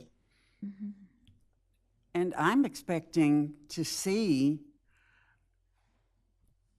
at each of our regular meetings every month, in your case, the Historical Society is on the agenda every single month. So there is an open opportunity for representatives or yourself to come and speak to what's going on, how is it transpiring, are there any challenges that you're experiencing? That opportunity has been there for years. So I would hope on April 19th that the Historical Society is coming to talk about how you experienced your most recent attempt at opening your meetings to the public and how you're going to be handling meetings going forward, how you are progressing on the issues that I heard at the public part of your meeting, relevant to bylaws, relevant to everything you were talking about. It's your opportunity to come and say, this is what's on our plate immediately, this is what we're deferring to May, June, et cetera. It should be, in my opinion, along with our liaisons, it should be a continuing dialogue. I've been asking Commissioner Markert to guide us along on how to participate in the city commissioners' meetings, and he did say that I should be here on the 19th, and that, I can be prepared to discuss, but that it was the wish of, and I don't want to misquote him, but that, the basis would be based on his liaison report versus me presenting. And I'm happy to present, but I just don't want to be misunderstood as being unprepared when I'm just trying to figure out the process here. I would always like to tell you all about all the great things we're doing up at the museum, because I think that we are doing a lot of great things. Thank you, Heidi. I do have one more question about the grant payment and conditions. Should I wait and come back? Go ahead. Okay. So also in number 3, it's talking about our exhibition plan, including the location and exhibition schedule of the diorama. Now, we at the museum have been in discussion with Mr. Lovett about exhibiting the diorama, and we're planning to do that. But I do wonder about the city's role in promoting the exhibit of the diorama and what role the city wants to play in the content of the exhibitions and programs that the museum presents. I would say nothing. But there were some up here that added that as a condition. I don't know if it was for clarity over when it would be leaving this building, or that there was a belief that it should be put into the museum. But I agree with you, Mayor, we shouldn't have anything to do with the programming or content. No, Commissioner Sharp, you were... Well, I think for me, the first kerfluffle that happened between the museum and the city relevant to the diorama was the extension of the original agreement for another 30 days. And now I'm hearing that, because I haven't seen anything in writing, maybe I missed it, that the diorama is only going to be at the museum for a certain period of time. So it gives me pause that is that 30-day extension that we have granted going to be adhered to? And if not, are we going to be asked for another 30-day extension or some other kind of arrangement? And it would be very helpful, I think, for constituents who I have heard from who call and say they do not understand what all of the drama has been around the diorama, because it's a historical piece that we do not have at the museum. And why is it that it's being handled this way? And I must say that at the last board meeting on March 25th, the portion for, I believe, discussion of whatever took place relevant to the diorama was closed to the public. That was not a public piece for us to hear. So well, I'm not understanding, and maybe there is clarification needed or whatever, that what is truly the intention and in the best interest of the taxpayer funds relevant to the diorama, the MOU that we've created for ourselves, and the future of the diorama. Because apparently, since it's been sitting in City Hall, I understand through the grapevine that it's very well received. People have been coming and getting information, and it's very, very well accepted. It's also a nuisance to me and the media, and because of noise and et cetera. So well, I could appreciate that. There are some problematic things with it, sure. You know, trying to work around it, but. Sure, and we should only have to work around it for the next 30 days of extension time, because apparently there was not an ease with the Historical Society to make that happen in the first place. So for me, and others can speak for themselves, I think there is very much a need for us to understand, because I don't want any more calls from constituents about this issue. Well, I don't understand why it's so hard. If you're coming to the next meeting and going to speak as in lieu of the liaison speaking on behalf of the thing, why can't you give us a detail of what the next exhibition program and timeline is? I will. Doesn't that take care of it? It certainly is a start.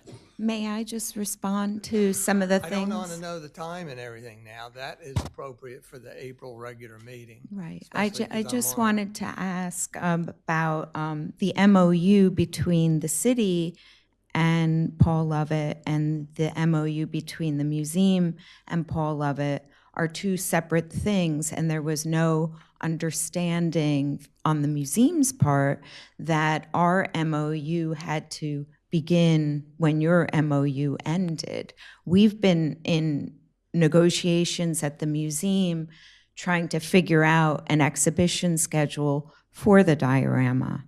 And then at the public part of the meeting, when we had our last Board of Directors meeting, the part regarding the MOU and our official vote, which was unanimously accepted among the board for the exhibit of the diorama, the board was concerned that there were members of the public present that had the influence to negatively impact board members who run businesses in the town. And so that's why that part of the meeting we made not open to the public.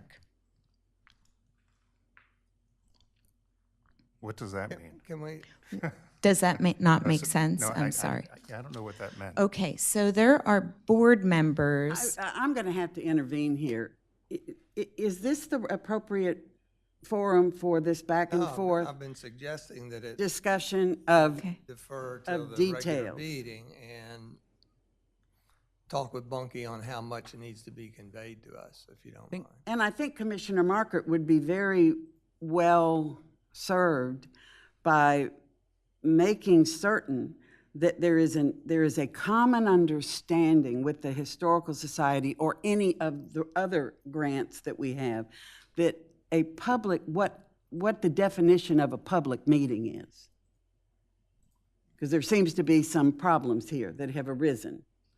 But that can all be done, in my opinion, offline. Okay. And All right. Thank you. I think to be clear, though, with this requirement that it reads condition is that no earlier than 60 days from the initial payment of $15,000, payment of $15,000 will be made when the Rehoboth Beach Historical Society presents a written strategic plan, as we had just discussed, perhaps update of the progress towards that conclusion, which includes specific details, including implementation schedule of an exhibition plan for the next 12 months, and then including location and exhibit schedule of the diorama. I don't believe that is intended to implement any direction as to what is to be done, but just for you to tell us the location and the schedule of the diorama.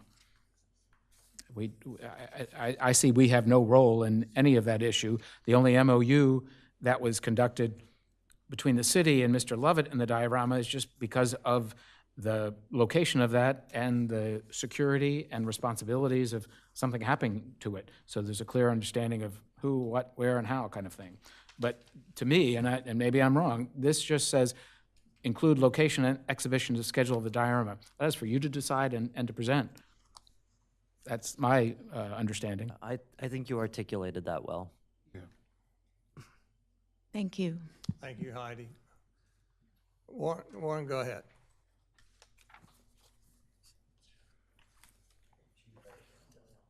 Believe it or not, I got to raise. Identify yourself. For me, this is different, raising the microphone. Warren Jones, Vice President, Rehoboth Beach Volunteer Fire Company. I've read both the conditions and the agreement, and we have no issues with either one of them. So we're good with that. I did have a question about when you were talking about our application. Some of the things in the application were referring to specific projects. We are not doing a project. We were asking for funds for our operations. So if there's something on there that I didn't answer correctly or I didn't answer, please let me know. Also, if you read the strategic plan, a lot of the things we were referring to are in that strategic plan as far as our plans for the future, especially next door at Station 1. That's all I have, sir, unless you have any questions. Okay. Thank you. No, thank you, Warren. Anything else? Just to conclude, though, we are in agreement that the first condition placed on all four of the organizations for receiving the grants is, prior to any monies being awarded, a signed copy of this agreement acknowledging the conditions of this grant must be received by the City of Rehoboth Beach. Yes. We're all good with that? Yes. Okay. Very good. Thank you. Thank you, Patrick. Mm-hmm. With that, I'm at a critical point here in the meeting. There is one piece of business that has to get done today. There's another bit of business that I would very, very, very much like to have today, and that in sequence. So I'm going to change the order again. The next thing on the agenda is discuss authorizing license agreement for an awning to encroach over public space at 123 2nd Street Coast Hotel. I'd like to do that and bring that to conclusion, and then we will go to discuss recommendations by the Planning Commission to the Board of Commissioners and referencing Chapter 236, so that hopefully we can get that done today. We have another meeting that starts at 2 o'clock today that's definitive. We have to start at 2 o'clock today. If I have to, there's two items. If we can't get them on there, we can jettison them. I would prefer to do them if possible. We can't determine until the time we look at the time clock. But I will say that we will absolutely stop for lunch at some point, even if it's within the executive session for a period of time. With that, Vince, you want to come up, and do you want to start off, Sure. Evan? Thank you, Mayor. I'll start off while Vince is making his way to the podium. So included in the agenda is a support document. This is a license agreement, a draft license agreement for Rehoboth Hotel LLC to construct a second awning on the facade of Coast Hotel. You'll recall many months ago, Coast was before you all for a license agreement for an awning, which is currently up. And at that meeting during the presentation, Vince had indicated that, again, the hotel was interested in putting up a second awning, but they weren't prepared to present the details of that proposed awning at the time, and that they would be coming back at a later date. So that time is now. The support document that's included in the agenda is almost identical to the original license agreement that you all authorized. The only real changes are updating the reference to a second encroachment, and that is a second awning. I do want to address that we define this type of encroachment as an awning because you'll recall months ago we modified building code to change our definitions of what awnings, canopies, and marquees are. So the request that's before you all is more consistent with our definition of an awning. There were a couple things that I do want to point out before Vince starts, that were a couple things that were caught late last week that would be modified when the final license agreement comes before you. So lines 16 through 23 in the support document is a whereas clause.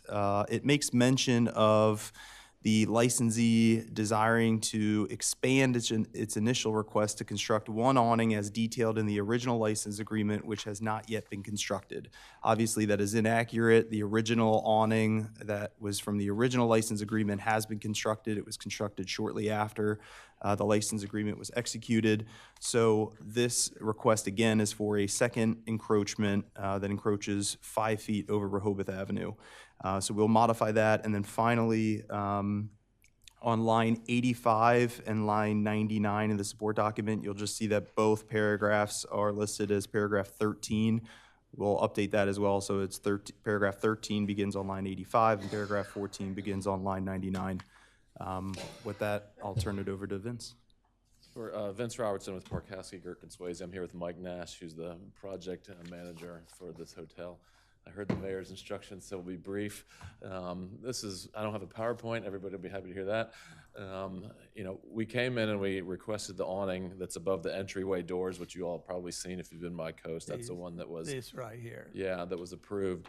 when we came in for that, the entire time we were planning the rest of the awning that you see in this drawing that would extend across what's essentially the location of the Coast Restaurant.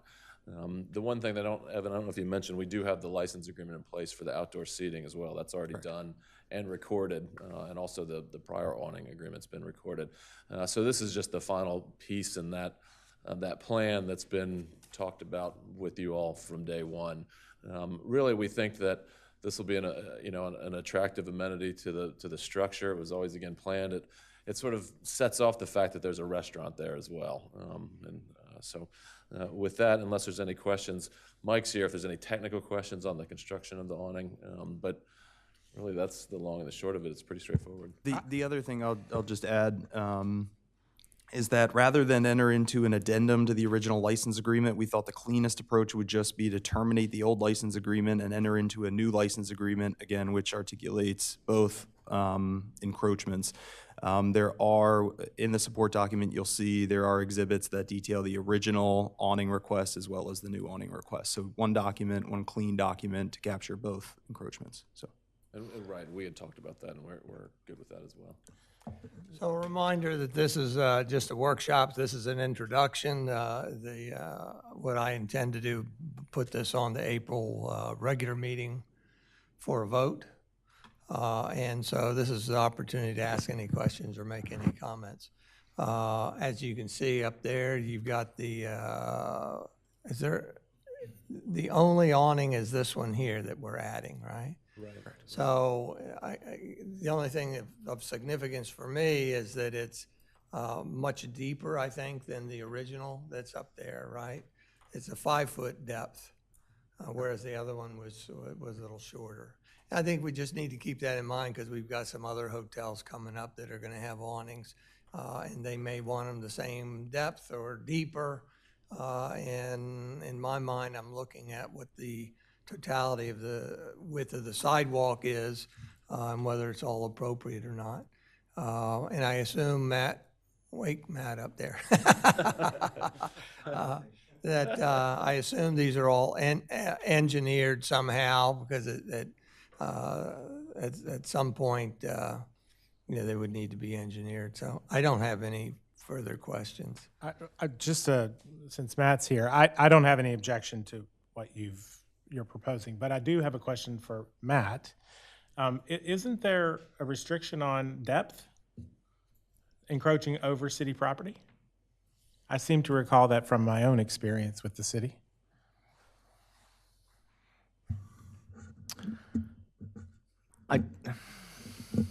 I believe if we look into some of the marquees and awnings and canopies rules that we stipulated, I believe there might be something I think there as is. far as. So what we're asking for here is an exception to the rule.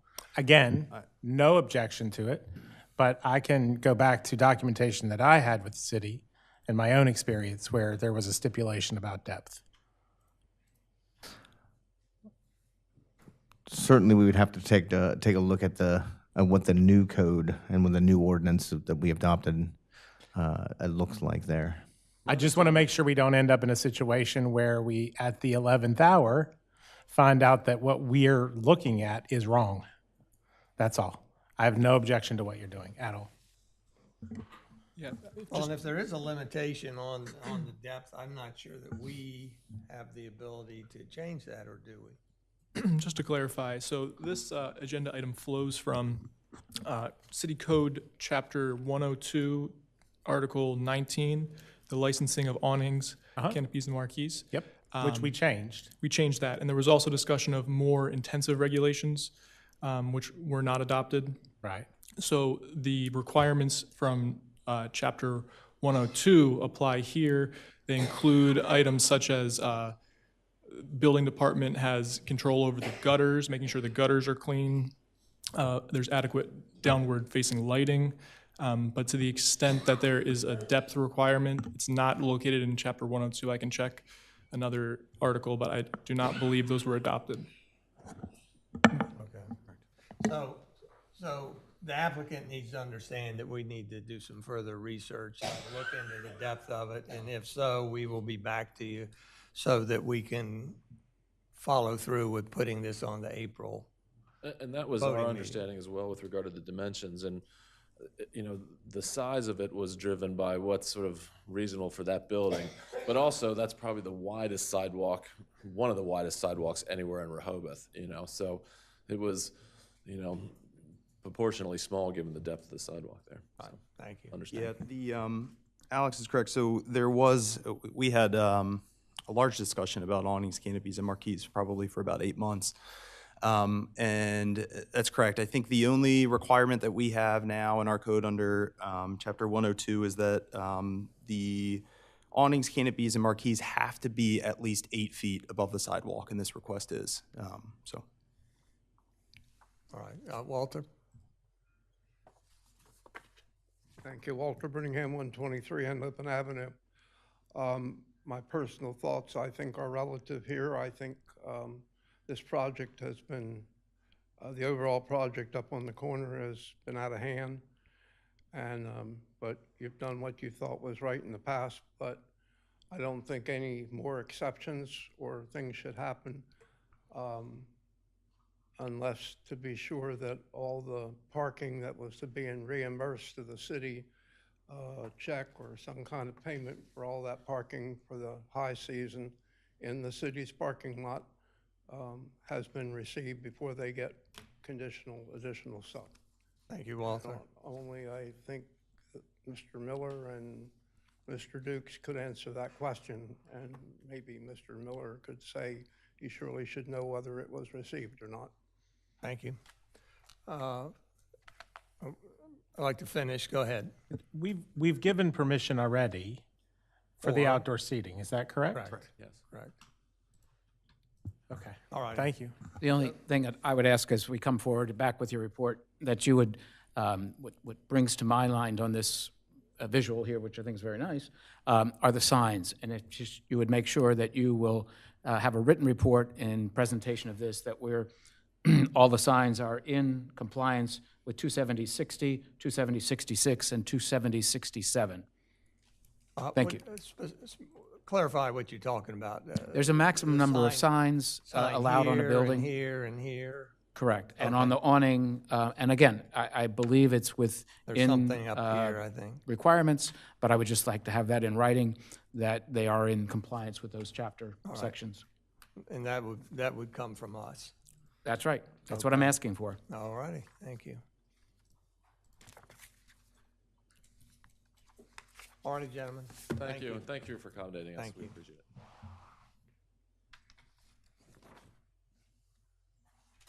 Finally, Luke, thank you for being here. Susan, you too.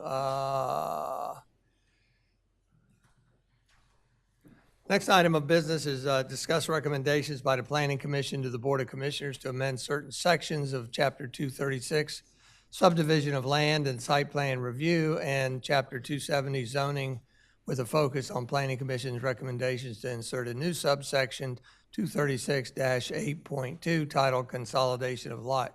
We'll put you up here at the lectern. Luke, representing the Planning Commission, is the attorney for the Planning Commission, Luke Mehta, and in bright pink back there is the Vice President of the Planning Commission, or Vice Chair, Susan Gay.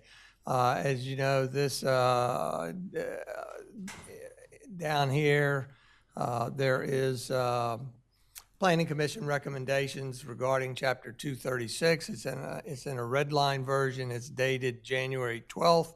Where it makes recommendations to the Board of Commissioners for certain changes. Because this topic would be rather lengthy to discuss in entirety, I'm breaking it into two parts. Part A for today is to focus on the Planning Commission recommendation to insert a new section 236-8.2, consolidation of lots. See the support documents. There's two resolutions. One that actually removes the section that we're going to be talking about, and one resolution that tasks the hands back administrative mergers to the commissioners.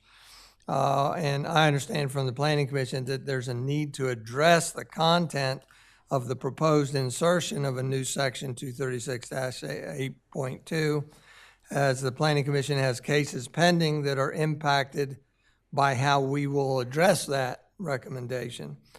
So therefore, breaking the conversation into two parts will aid in advancing the topic faster than if we address the entirety of the January 12th Planning Commission memo in one session. I want to hand it over to you. You understand that we would just want to focus on the 236 8.2. I think it's prudent on us to try to just focus on one thing at a time and may see how far and how fast we can advance it, even to the regular meeting, because the changes that you all are asking for are not in the zoning code, so they don't need a public hearing. They can just be voted on as soon as we feel comfortable doing so. When I turn it over to you, Luke, I'm going to suggest that if we get to the point where we talk about why something was removed per that one resolution, then we pause and let Alex address that, if you will. So with that, I'll turn it over to you, and I don't want to cut you off, but I'm hoping we can get done in an hour or shorter. Oh, goodness. Or shorter. I mean, Mayor? I think we can be very brief. Oh, yes. You know how I'm a bottom line kind of person. Uh-huh. I see here 4 support documents. Uh-huh. And of everything you said, the only thing I heard was we're going to start with 2368.2. 8.2. 8.2. Yes. If you can, What I'm trying to ask is, when the Planning Commission representatives leave us today, Yes. is that the most important thing they need when Yes. they leave us today? Yes. So which document is it? it's the one that's showing up on the. The last one, thank you. I'm a bottom line kind of person. It's the last out of the 4, And note, right? this is, it's the very last support document. It's that Got it. document right For there. the Got it. last one, and Got it. to make sure it's the right one, it says supersedes the January 12th recommendation. So this is what Got we'll it. be talking about. Got it. Okay, thank you. Go for it. Luke Mehta, He can't even Bear read. Mandalis, attorney for the Planning Commission. And I'll try to be as brief as possible. I know that you have a lot on your agenda. You need to get some lunch. You have another meeting. And my presentation will be very quick, but I'm here to answer any questions. Thank You you. have, as the mayor pointed out, this is part of a broader suite of recommendations from the Planning Commission to the Board of Commissioners to amend Chapter 236. The genesis, of course, was over 2 years ago, or almost 2 years ago, which projects are of sufficient size to warrant site plan review. But all we're going to talk about here today is the issue of lot consolidation. And the issue of lot consolidation and what you might call re-subdivision after a prior consolidation was charged to the Planning Commission back in September of last year to take these matters on, as well as partitions. And since then, there have been a number of lot consolidation requests, including re-subdivisions following consolidations. And although any changes that you make to the code, if you make any changes to the code, cannot impact pending applications, obviously, it might provide some guidance not only to the Planning Commission, but more importantly, I think, to the regulated community, so that going forward, as new applications are submitted, the guidance is clear. So what is proposed here, it's just a recommendation, of course, it's your decision to enact legislation. Here is a proposal, recommendation for your consideration, and it's a little bit more nuanced than the placeholder that the Planning Commission suggested back in January of 2024, where we literally had just thought of, oh my goodness, we have to put something in here about the fact that 270-46.1 had been stricken. So what I'm going to discuss here today is a little bit more nuanced than what the Planning Commission had sort of put it as a placeholder back in January. But I do think it's important to emphasize that this is a recommendation, a proposal. There may be other people who have some views on this. It should be well discussed. But it's got the Planning Commission has been charged with taking these things on, and it's going to go before a hearing. The Planning Commission and the regulated community should have some guidance regarding what the expectations are. And so this is a proposal to get at that. So if the what I will try to do is summarize the proposed changes here as quickly as possible, and I will highlight what I think are the more substantive pieces. Some of these are pretty straightforward changes. First of all, we recommend this goes into Chapter 236, not in 270. 270, of course, is the zoning code. Chapter 236 is for site plans and subdivisions. So that's, we're proposing a new section 236 8.2, which would be called consolidation of lots, which is the same title as what was formerly known as 270 46.1. We recommend changing parcel to lot in the first paragraph A, because lot is a defined term. Can we just ask questions as we go through? Or should we However, wait? however you want to proceed. So is the reason that you want to put it in 236 8.2 is because we delegated this to you guys and you don't want it to be back with us because we have to deal with zoning issues? Is that why? Well, Chapter 236 is the chapter for subdivisions I understand. And site plans, and since part of lot consolidation of this proposal is a re-subdivision, which is be subsection D, is a re-subdivision for a previously consolidated. But if it stayed in 270, we would then need to take action. Is that correct? You would need to take action either way. Okay, This thank language you. is not That's nowhere enough. in the code right now. Yep, I'm So with you. whether you do it in 236 or 270, it's just that 270 is the zoning code, which requires a public hearing before adoption. I'm and with you. 236 does Thank not. you. Luke, I think it's important to note that take away the red line, including the strikeout and everything, restore this to what it was. The content of all of this was removed in a resolution adopted by the commissioner some time ago. So all of this is now gone, correct? Correct. So And so yes, that's why you are now finding that whether it was removed inadvertently or for whatever reason, that there's a need to reinsert it yes, back in. yeah, I'm not interested in looking backward. I'm just trying to go forward and what makes sense going forward. And so thank you for the clarification. If you unredline, basically this was formerly 270 46.1. And what we're doing here is proposing redline changes to what used to be in the code. And we're suggesting go back in the code as redlined. Okay? Yep, thank you. And then, so we replaced parcel with lot because I think that's a more appropriate term. It's a defined term in the code. We propose or striking for zoning purposes because consolidation of lots can happen, including as contemplated here, for reasons other than just for zoning purposes. In fact, you can make the argument that including the for zoning code purposes created some of the confusion in the past. And then, of course, if this is going to go in the last line there, if this is going to go in Chapter 236, we want to refer to 236, or if we're going to make a reference to Chapter 270, you ought to make it clear that it's not this chapter, but that chapter. Now, B is perhaps one of the more substantive comments.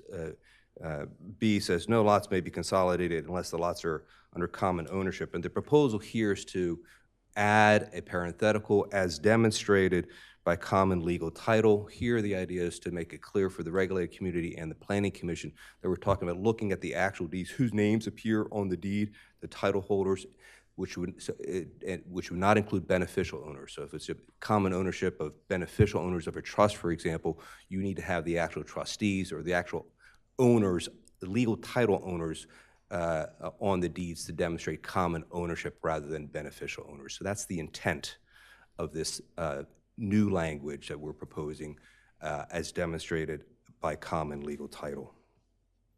C, again, it's the same thing. We're just referencing Chapter 236 as another chapter and replacing lot with, replacing parcel with lot.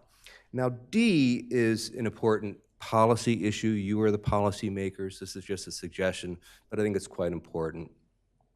The language that used to, in the first sentence of this, when it used to be under 270 46.1, if you unredline it, it used to say, lots merged as provided herein may be separated to the originally plotted configuration. And that language, as provided herein, could easily be construed as meaning that only if an applicant consolidated lots under this code section after it was enacted, And so there's a policy question for the Board of Commissioners whether you want to provide applicants the opportunity to re-subdivide to originally plotted plats, lots that had been not only consolidated pursuant to whatever you might enact here, but lots that had been previously consolidated, as long as they were consolidated consistent with the intent of this section. That language that we're proposing here would give more flexibility to the regulated community to come in and seek a re-subdivision to previously platted lots, as long as the prior consolidation was consistent with what we're proposing, as opposed to pursuant to this new enactment. In other words, it would reach back to previously consolidated lots, not just newly consolidated lots. And so what we're proposing here is language as follows: lots consolidated pursuant to this chapter or previously consolidated consistent with the provisions of this chapter may be re-subdivided, I think it's a better term, re-subdivided to their originally plotted configuration upon approval by the Planning Commission, and then we can talk about the specifics. But that preamble is a policy question for all of you to decide, and I don't know whether other folks from the regulated community are here to weigh in. I suspect they would be in favor of it, but I don't know. I don't speak for them. But that's the preamble.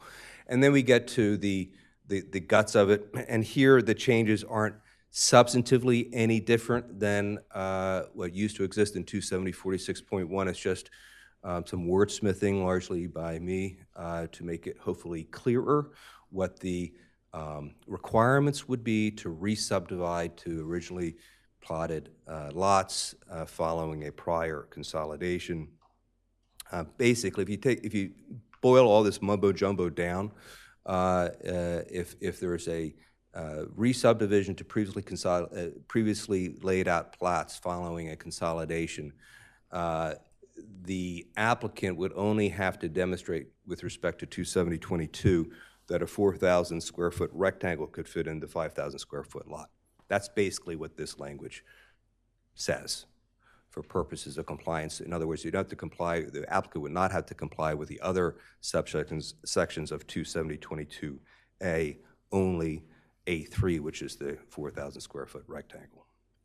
So it would read, lots consolidated pursuant to this chapter or previously consolidated consistent with the provisions of this chapter, again, to reach back to previously consolidated lots, may be re-subdivided to the originally plotted lot configuration upon approval by the Planning Commission, because the Planning Commission's been charged with this now. Either, one, by demonstrating it is not necessary to consolidate multiple lots to comply with the provisions of Chapter 270, or by demonstrating that A, but for the requirements of 270-22A, it's not necessary to consolidate the multiple lots to comply with the provisions, and each of the lots as originally plotted conform to the requirements of 270-22A3, which is a 4,000 square foot rectangle in a 5,000 square foot lot. Maybe I'll pause there unless there's any questions about what we're trying to suggest here for your consideration with D. If not, I recommend striking E because that really has to do with the powers of the Board of Adjustment to grant a special exception. That may be language that you want to put in the zoning code because that's where the powers of the Board of Adjustment would be located. So for purposes of an insert in 236, the recommendation is not to include what used to be 270-46.1E, where we suggest striking it from here. It should not go into Chapter 236. You may want to consider putting this language in Chapter 270, in your zoning code, Chapter 270. I don't know if this has ever been invoked before, so I don't know what the merit of including it would be. But if you're going to put it in there, you may want to put it in, I think the more appropriate place to put it in would be your zoning code. And then finally, in F, if you scroll down, please, Ann, to F. Again, making it clear that, at least as I understand it now, with the lot consolidation review process now being before the Planning Commission, just to refer to consolidation of lots and getting rid of this notion of consolidations for zoning purposes, because consolidation is not exclusively for zoning purposes. So that is a brief summary of the proposed red line to what used to be 270-46.1. On line 10, is there a reason that you left the reference to one parcel instead of changing it to one lot?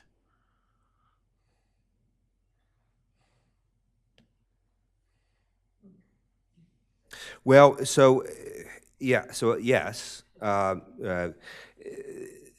So lot is a defined term. Parcel is, I think, also a defined term in your code. But parcel is a perhaps a more vernacular term that's used more broadly. It doesn't have the very specific meaning of a lot. So the idea here is to convey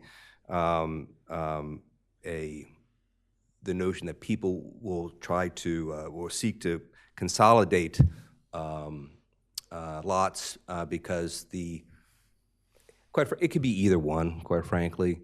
The idea here is to be convey that people just can, referencing your previous comment about consistency. I don't think we need to use the word lot in that particular context.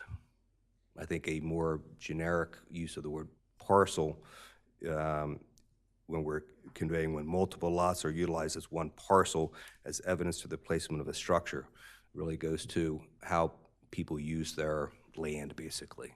The lot really, when you start using the word lot, then you're starting to apply terms that are regulated by the zoning code. If I may, one of the reasons multiple lot versus parcel is over the years, because more and more individuals refer to the parcel number that is indicated by the county, as opposed to we in the city here still deal with lot numbers. We've not officially made that change and may never, but over the years that the phrase parcel has migrated into our charter or our code because of that reference all the time. So some background real quick. Once upon a time, we had a ordinance that allowed for the administrative mergers of and separations of lots.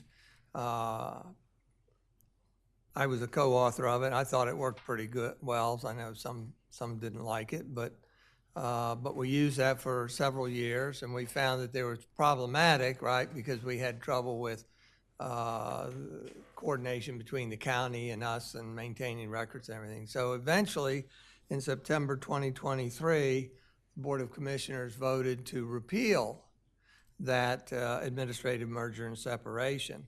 And in doing so, I'm going to say inadvertent, I don't know if that's the right characterization of it, but somehow we removed essentially what's written up there without the red lining in it. And at a later point, we Board of Commissioners tasked the Planning Commission members with taking a look at 236 and 270. And they discovered what they thought was inadvertent removal of this content. And so your Planning Commission has made this proposal to insert this copy with a few wordsmithing changes back into not 270, but into 236, 8.2. So that's accurate so far. Yes, and there's probably more urgency around this recommendation within the 236 recommendation suite. Right, and that's why we're doing Part A and Part B. So my question to Alex, I guess, would be, you're our city solicitor for the Board of Commissioners. Have you looked at this? And do you agree with some of it? And I guess more important for me is I like the intent of the administrative mergers and separations.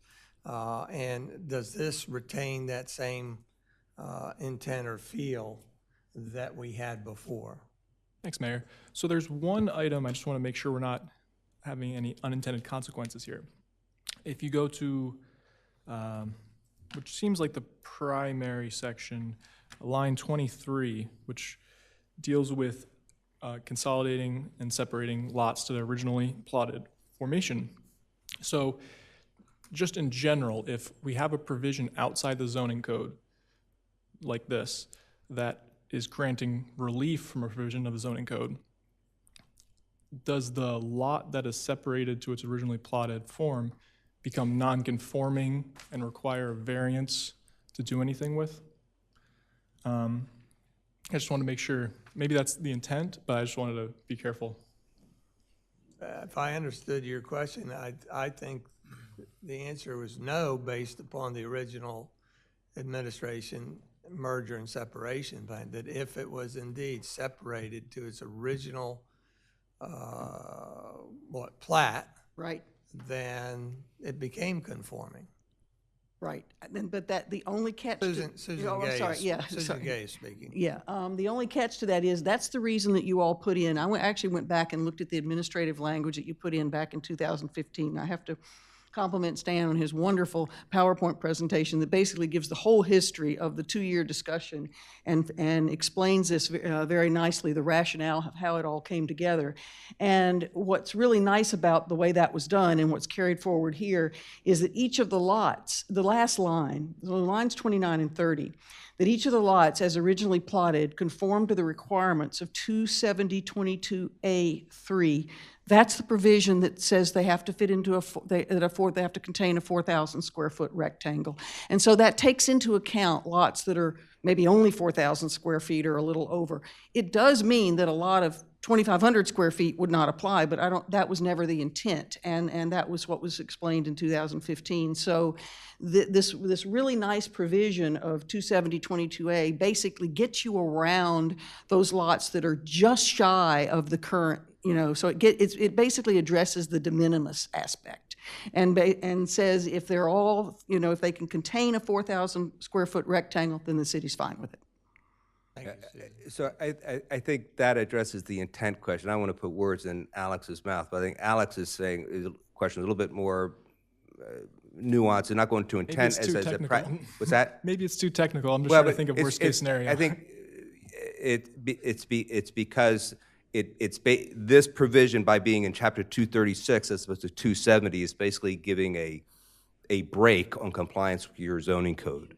And so I see what you're saying, but I don't really think that's a reason to not proceed. I think the intent is very, very clear, and if somebody really wanted to make that argument, I suppose you could have a cross-reference in your zoning code to this chapter, and that solves it. That's what I was thinking, actually. Maybe a cross-reference in 27020A. Not sure if the building department has an opinion on that. Just drop a footnote. Your zoning code has footnotes. You can make a footnote. If you're going to go back and change 270, you could drop a footnote to this new section if you adopt it. That would solve it. It's a good question, though. Any questions up here? I have one. As a practical purpose, so the unintended consequence of us changing this in September has created some issues for the Planning Commission. Is that so? Could you give me a practical, will this help streamline decisions, or what's the? I got to be careful. What outcome are you expecting by? Because when we did this, I was under the impression from the former solicitor that this was just almost like just a paperwork assignment. Well, what I can say is that we've received a number of lot consolidation applications since September of 2023. I think we're up to 4 or 5. 6? So for whatever reason, they just started coming in. And I'm going to be a little bit careful what I say, but I think assuming that there will be additional lot consolidation or re-subdivision applications coming in the future, that this language here, particularly the language with regard to D in terms of grabbing back prior consolidations, will be impactful for many future applicants, because I would say probably half of the applications we received to date are re-subdivisions of previously consolidated lots. And any change you make to this language here would not impact those applications if they're pending, but if new applications were submitted, then it would be relevant. And it seems to me like this is an issue. Thank you. In a more general way, just providing guidance to the Planning Commission and to the regulated community, I think is a good thing. Anything else further from the commissioners? Anything, members of the public want to say anything? That's you, Walter. Wanted to discuss a path forward. I'd like to do things in two parts. One is to introduce something before we then consider it. Now, we don't have a draft ordinance done, but it would be very simple and essentially say, insert this in 230 as a new section 236 8.2. So we can have this ready for a vote if we chose at the April regular meeting. Again, it does not go into 270 or modify 270, so it doesn't have to go in front of a public hearing. I'm going to gauge the, and there is some immediacy, if you will, right, for the Planning Commission. So are we receptive to putting this on the April agenda? Essentially, again, it's removed, whether inadvertent or whatever, it was removed somehow, and basically it's getting put back in. Yeah, right? I would certainly support that, to put it on April 19th. I mean, basically, we have the ordinance before us Right. in such language. And it was in, as we know, 270-46. And again, through just an oversight or inadvertently, it was pulled out and not, this section was pulled out and should not have been, to be honest with you. So I would think this is the exact language that we would see in the form of a code amendment, and we should go forward with it. And it would speed up the Planning Commission and processes what they're doing right now. So April 19th. So We'll go forward with that. Now that puts the onus on Alex to get something within a week, right? So the only change would be that we would be, in 270, we would reference this now 236-82, right? And that would require a public hearing to do that. Have the 270 reference. So that, For a footnote? that can, it could be parallel or it could be separate. I'd like to just get this done first. So I think the only other outstanding question then is Section E, do we strike that entirely, or do we keep that in 270? No, it is removed from the code in entirety now. So No, But we may want to consider We moving may it back want to in- keep the section that refers to the Board of Adjustment, which is Section E of this. It's, And we can bring that up at the May workshop. right, but it's in limbo right now. It's nowhere. Okay. So, but if we decide to go back, it would back into 270. I'm just, that's, to me, is not critical. Yeah, right yeah, yeah. now, Right. I just wanted to understand the And I path think that forward. honestly addresses early on when the lots were plotted at 25-foot widths as opposed to 50-foot width, because talking about the commissioners, legislative action of the commissioners many, many decades ago, so. Any further questions? No. Thank you. Thank you. Thank you. Thank you for staying, and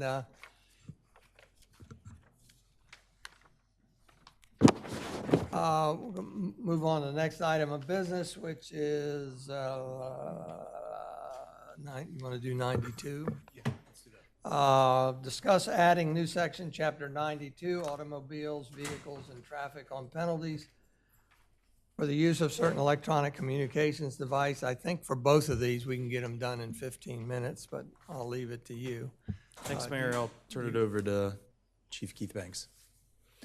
Thank you, sir. Good afternoon, everyone. And again, we're looking at adding a new section in Chapter 92, automobiles, vehicles, and traffic on penalties for the use of certain electronic communications devices. Specifically, we're looking at no person shall drive a motor vehicle on any highway while using an electric communication device while such motor vehicle is in motion. It's the cell phone own law, and we currently, why do I bring this up? We currently write our citations to JP2, the state court, so we're trying to get it back into our Alderman's court. It is a primary offense since 2021 by the state of Delaware. So every time we write a charge, maybe it's driving no insurance, that's the Alderman charge, but if there's a cell phone issue along with that, we then have to rate both charges to the Alderman court. So we're just trying to add this charge to our code so we can bring it forward. So today, mainly I'm bringing awareness to you to let you know it's through a workflow. We don't have it yet in a written document ordinance. I guess if no objections, I guess the city manager would instruct the solicitor to move forward with that so we can maybe look forward to it on the agenda. So any Thanks. questions? It's more as awareness. Yes, sir. Thank you for using the form. Okay. It's very clear what you're asking for. It's very clear where you are in the process. So thank you. I wish everything that was on this agenda had that. We're just learning, so thank you. It's actually my first one, and the courts used it the last time, so we're trying to move forward through this, so more to come. But thank you for recognizing that. I second that, and I have a couple questions, if I may. Yes. Just on the document, under line, or point A there, it says, "No person shall drive a motor vehicle." Do we consider, because I've seen it, bicycles, scooters, mopeds, micro-mobility, any of that nature? Because folks are on their phones, on their bikes. Is that covered at all? or do we need- Currently, under Delaware law, it is a moving violation. It's a vehicle. The bicycles and all come under that. But they have other subsections in other areas saying what's regulated and what's not. So we would plan on adopting exact one as the state of Delaware, just put it under ours, because it gets into about buses, it gets into about bicyclists, it gets And into all it the says others. highway. Is that also, we will adopt that to our The language? highway roadway is all the same, how it gets into the footage and all with when it gets to how it breaks down between sidewalks, parking areas and all that. So it's interchangeable. And it's throughout our code that way. Great. And is this talking, not through a wireless? or No wireless, you're fine. It's truly just hold on to the device streaming yourself. You're streaming something using an app or something on the phone, as long as you're not talking. Well, if you're you shouldn't be driving and looking at your app. That's I streaming. mean, a that. lot of the apps will stream in music to your. You're to your fine with that system, as long as it or- goes to the system. Okay. Yeah. So this is really just talking on your cell phone? Yes, it's the current law. It is actually while moving. Okay, I think we need to be clear on that, because so many people have their phones attached for other things while they're Yes. driving. Yeah. That's just my point on that. Yes. That's a good point. We can take the language directly from the state code, which exempts hands-free electronic communication devices. Yeah. Yeah, that would satisfy. And that's what we did. If you looked at the workflow at the very beginning, I just copied and pasted the current state law in there. So all we'd be doing is going to Chapter 92 with ours and adding that in. So thank you. Any other questions? Again, it's more of awareness and using the workflow, and we will, if you guys are okay with it, the next step would be the city manager just talking with the city solicitor to move forward. Sounds great. You had me you. at potentially extra revenue. $100. Well, and that, I had 250. one other question, though, in that it talks about the fines, and that will take access under the sub, $20 shall be paid over to the state treasury to deposit in volunteer ambulance company fund, yada, yada, this guy. Do we have the ability to say that those would be court costs over and above the fine? Because right now they come out of the fine. We have. Something to think about, I'm just Yeah, it's through Delgis, and we'd have to sit there how law gets it into it. We don't have the ability to create a new law in that area. We have to abide what the state legislators did. So they've kind of carved it all out, but they've been pretty consistent on what comes out in city. The judge can speak more clearly on it than I, but each month she has to do that for other tickets already. She sends money to the state or whatever, and sometimes we get a check from the state on the stuff they owe us. So it's kind of systems already built in, so we don't have much flexibility to answer your I question. don't want to complicate it, because I think to go forward, but just Yes. for revenue, looking at. Yes. Thank you. Thank you, Thank Chief. you. Thank you. Thank you, Chief. With that, we'll move to the next item of business, which is introduce city schedule of fees and begin discussion on a holistic review of city fees. I think the intent is really more of an introduction than discussion, and that'll get us out of this meeting sooner than later. Thank you, Mayor. So for years, we've talked about developing a schedule of fees. So I have worked with our code company to perform a schedule of fees for us. So included in the agenda as a support document is a PDF of our schedule of fees as those fees exist in the city code today.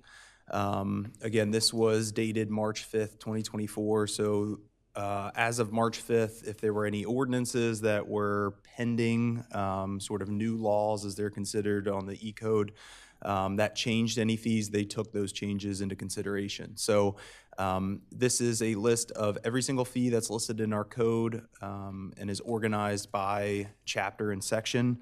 So really the intent is just to present this, make it record as a public document. I do want to mention that the staff is currently in the process of reviewing the schedule of fees to review it, make sure that everything is accurate. If they have recommendations in terms of what they think might need to be increased to make those recommendations. If there is anything that is not included in the schedule of fees that we charge fees for, to make sure that we capture those. So the deadline for that assignment is the end of this month. So our expectation is to bring this back before you at a future meeting where we would have some of the initial staff recommendations and thoughts for your consideration. So again, the intent today was really to just put that out there, make it part of the public record that we now have a schedule of fees. There was also some discussion during the budget development about taking a look at business licenses. Obviously, that was approved as part of the budget as well. So the business license fees start on page 4 of the PDF at the bottom. That's chapter 120, starting at section 17A. So certainly, commissioners independently want to send me your recommendations or thoughts. I'm happy to entertain those. But again, the staff is currently in the process of reviewing this to make recommendations for you all to consider. Can see why we have no fortune tellers in town. Right. Saw that for palm rating, 1,500. Yeah. So Evan, just one clarification. Sure. When the staff is looking at it, do they compare where we are with any other communities, or it's just really more focused on City of Rehoboth? I think right now it's mostly focused on City of Rehoboth. Okay. Certainly we have some staff that have some experience working with other communities in the past, so I'm sure that would also be considered as well. I haven't yet met individually with any of the department heads, but I expect too that they are doing that themselves, evaluating, comparing themselves to other communities too, just to make sure that we're competitive. Thanks. Are you also looking for redundancy, if you will? Correct. Correct. And is the eventual focus of this so that this would become a part of the code, but every reference in the code that references a dollar amount would be changed to say, see the schedule of fees? Yes, I think that could be a long-term goal for us because it is a significant time investment to go through and remove every reference to the code and then put in see fee schedule. In most cases, it's not that easy. There's a lot of wordsmithing that has to happen. I have talked to the code company. They're more than happy to do that, but it's going to be expensive. It's going to be time-consuming. So I think initially this was a quick step that we could take to begin at least a step towards having a set fee schedule. But this at least makes it a lot easier for us to be able to visualize all the fees in the code and then quickly reference back to what code provisions we need to amend. But yes, I think long-term that would absolutely be the goal for us. And do you have a timeline as to next steps for this? Is what you feel we would see another response from? Sure. So again, the due date for the staff review is the end of April. I would like the opportunity to sit down with the staff. So I would project, over the course of the summer, it will probably be brought before the commissioners multiple times. I think one approach, and I'm open to ideas in terms of how you'd like to review this fee schedule. But again, I think one of the more time-pressing things would be the business licenses, since that was discussed as part of the budget. So I think it's going to be multiple meetings. In some cases, the mayor and I have talked. It may even be a special meeting if we want to have substantial discussion about this and ample time for discussion. So long story short, April, the staff will submit their recommendations. during the month of May, I would like time to review those with them and make sure that we at least have templates that are consistent across the departments, so you're not getting different documents, different presentation forms from the different departments. So May, June-ish is sort of my target right now. Would it be possible for you to obtain a quote from General Code, just course. what it would cost to have them do it? Sure can. Thank you. Any further questions, comments, Walter? Nope. With that, we'll move on to Commissioner announcements and comments. I want to remind everybody that Friday at 9 a.m., I don't have my calendar here. I think it's this Friday is Arbor Day. 12th. The 12th. 9 a.m. over at the school grounds. Any other commissioner comments? No. Nope. Review future meeting dates. The next public meeting is Friday, April 19th, 2 o'clock. It's a regular Board of Commissioners meeting. I think, is Arbor Day the 19th? I thought it was the morning of the 19th. It is, I don't have my calendar here. I may be wrong. I had it down at 9 a.m. Arbor Day on the 19th. Is that a Friday? Friday, Correct. April 19th. Yes, April 19th. It is? Okay, sorry about that. Friday, April 19th, 9 a.m. Citizen comment, anything, Walter?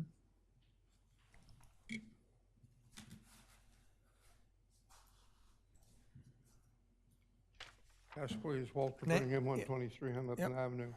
Backing up to committee structures, did I perceive earlier that whatever was mentioned, that we're not sending things to committee, is that something that's been established behind closed doors? No, Not in a public meeting? I've spoken of it before, that it's on hold until we resolve the committee structure discussion. So we're still sending things to committee at this point?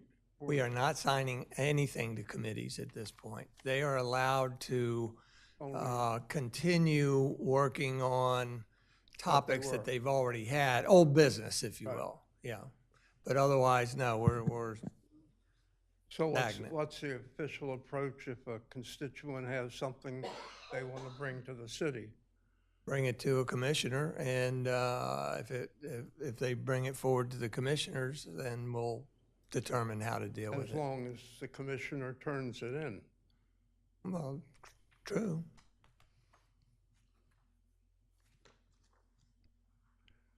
Not much transparency there. Thank you. Thank you.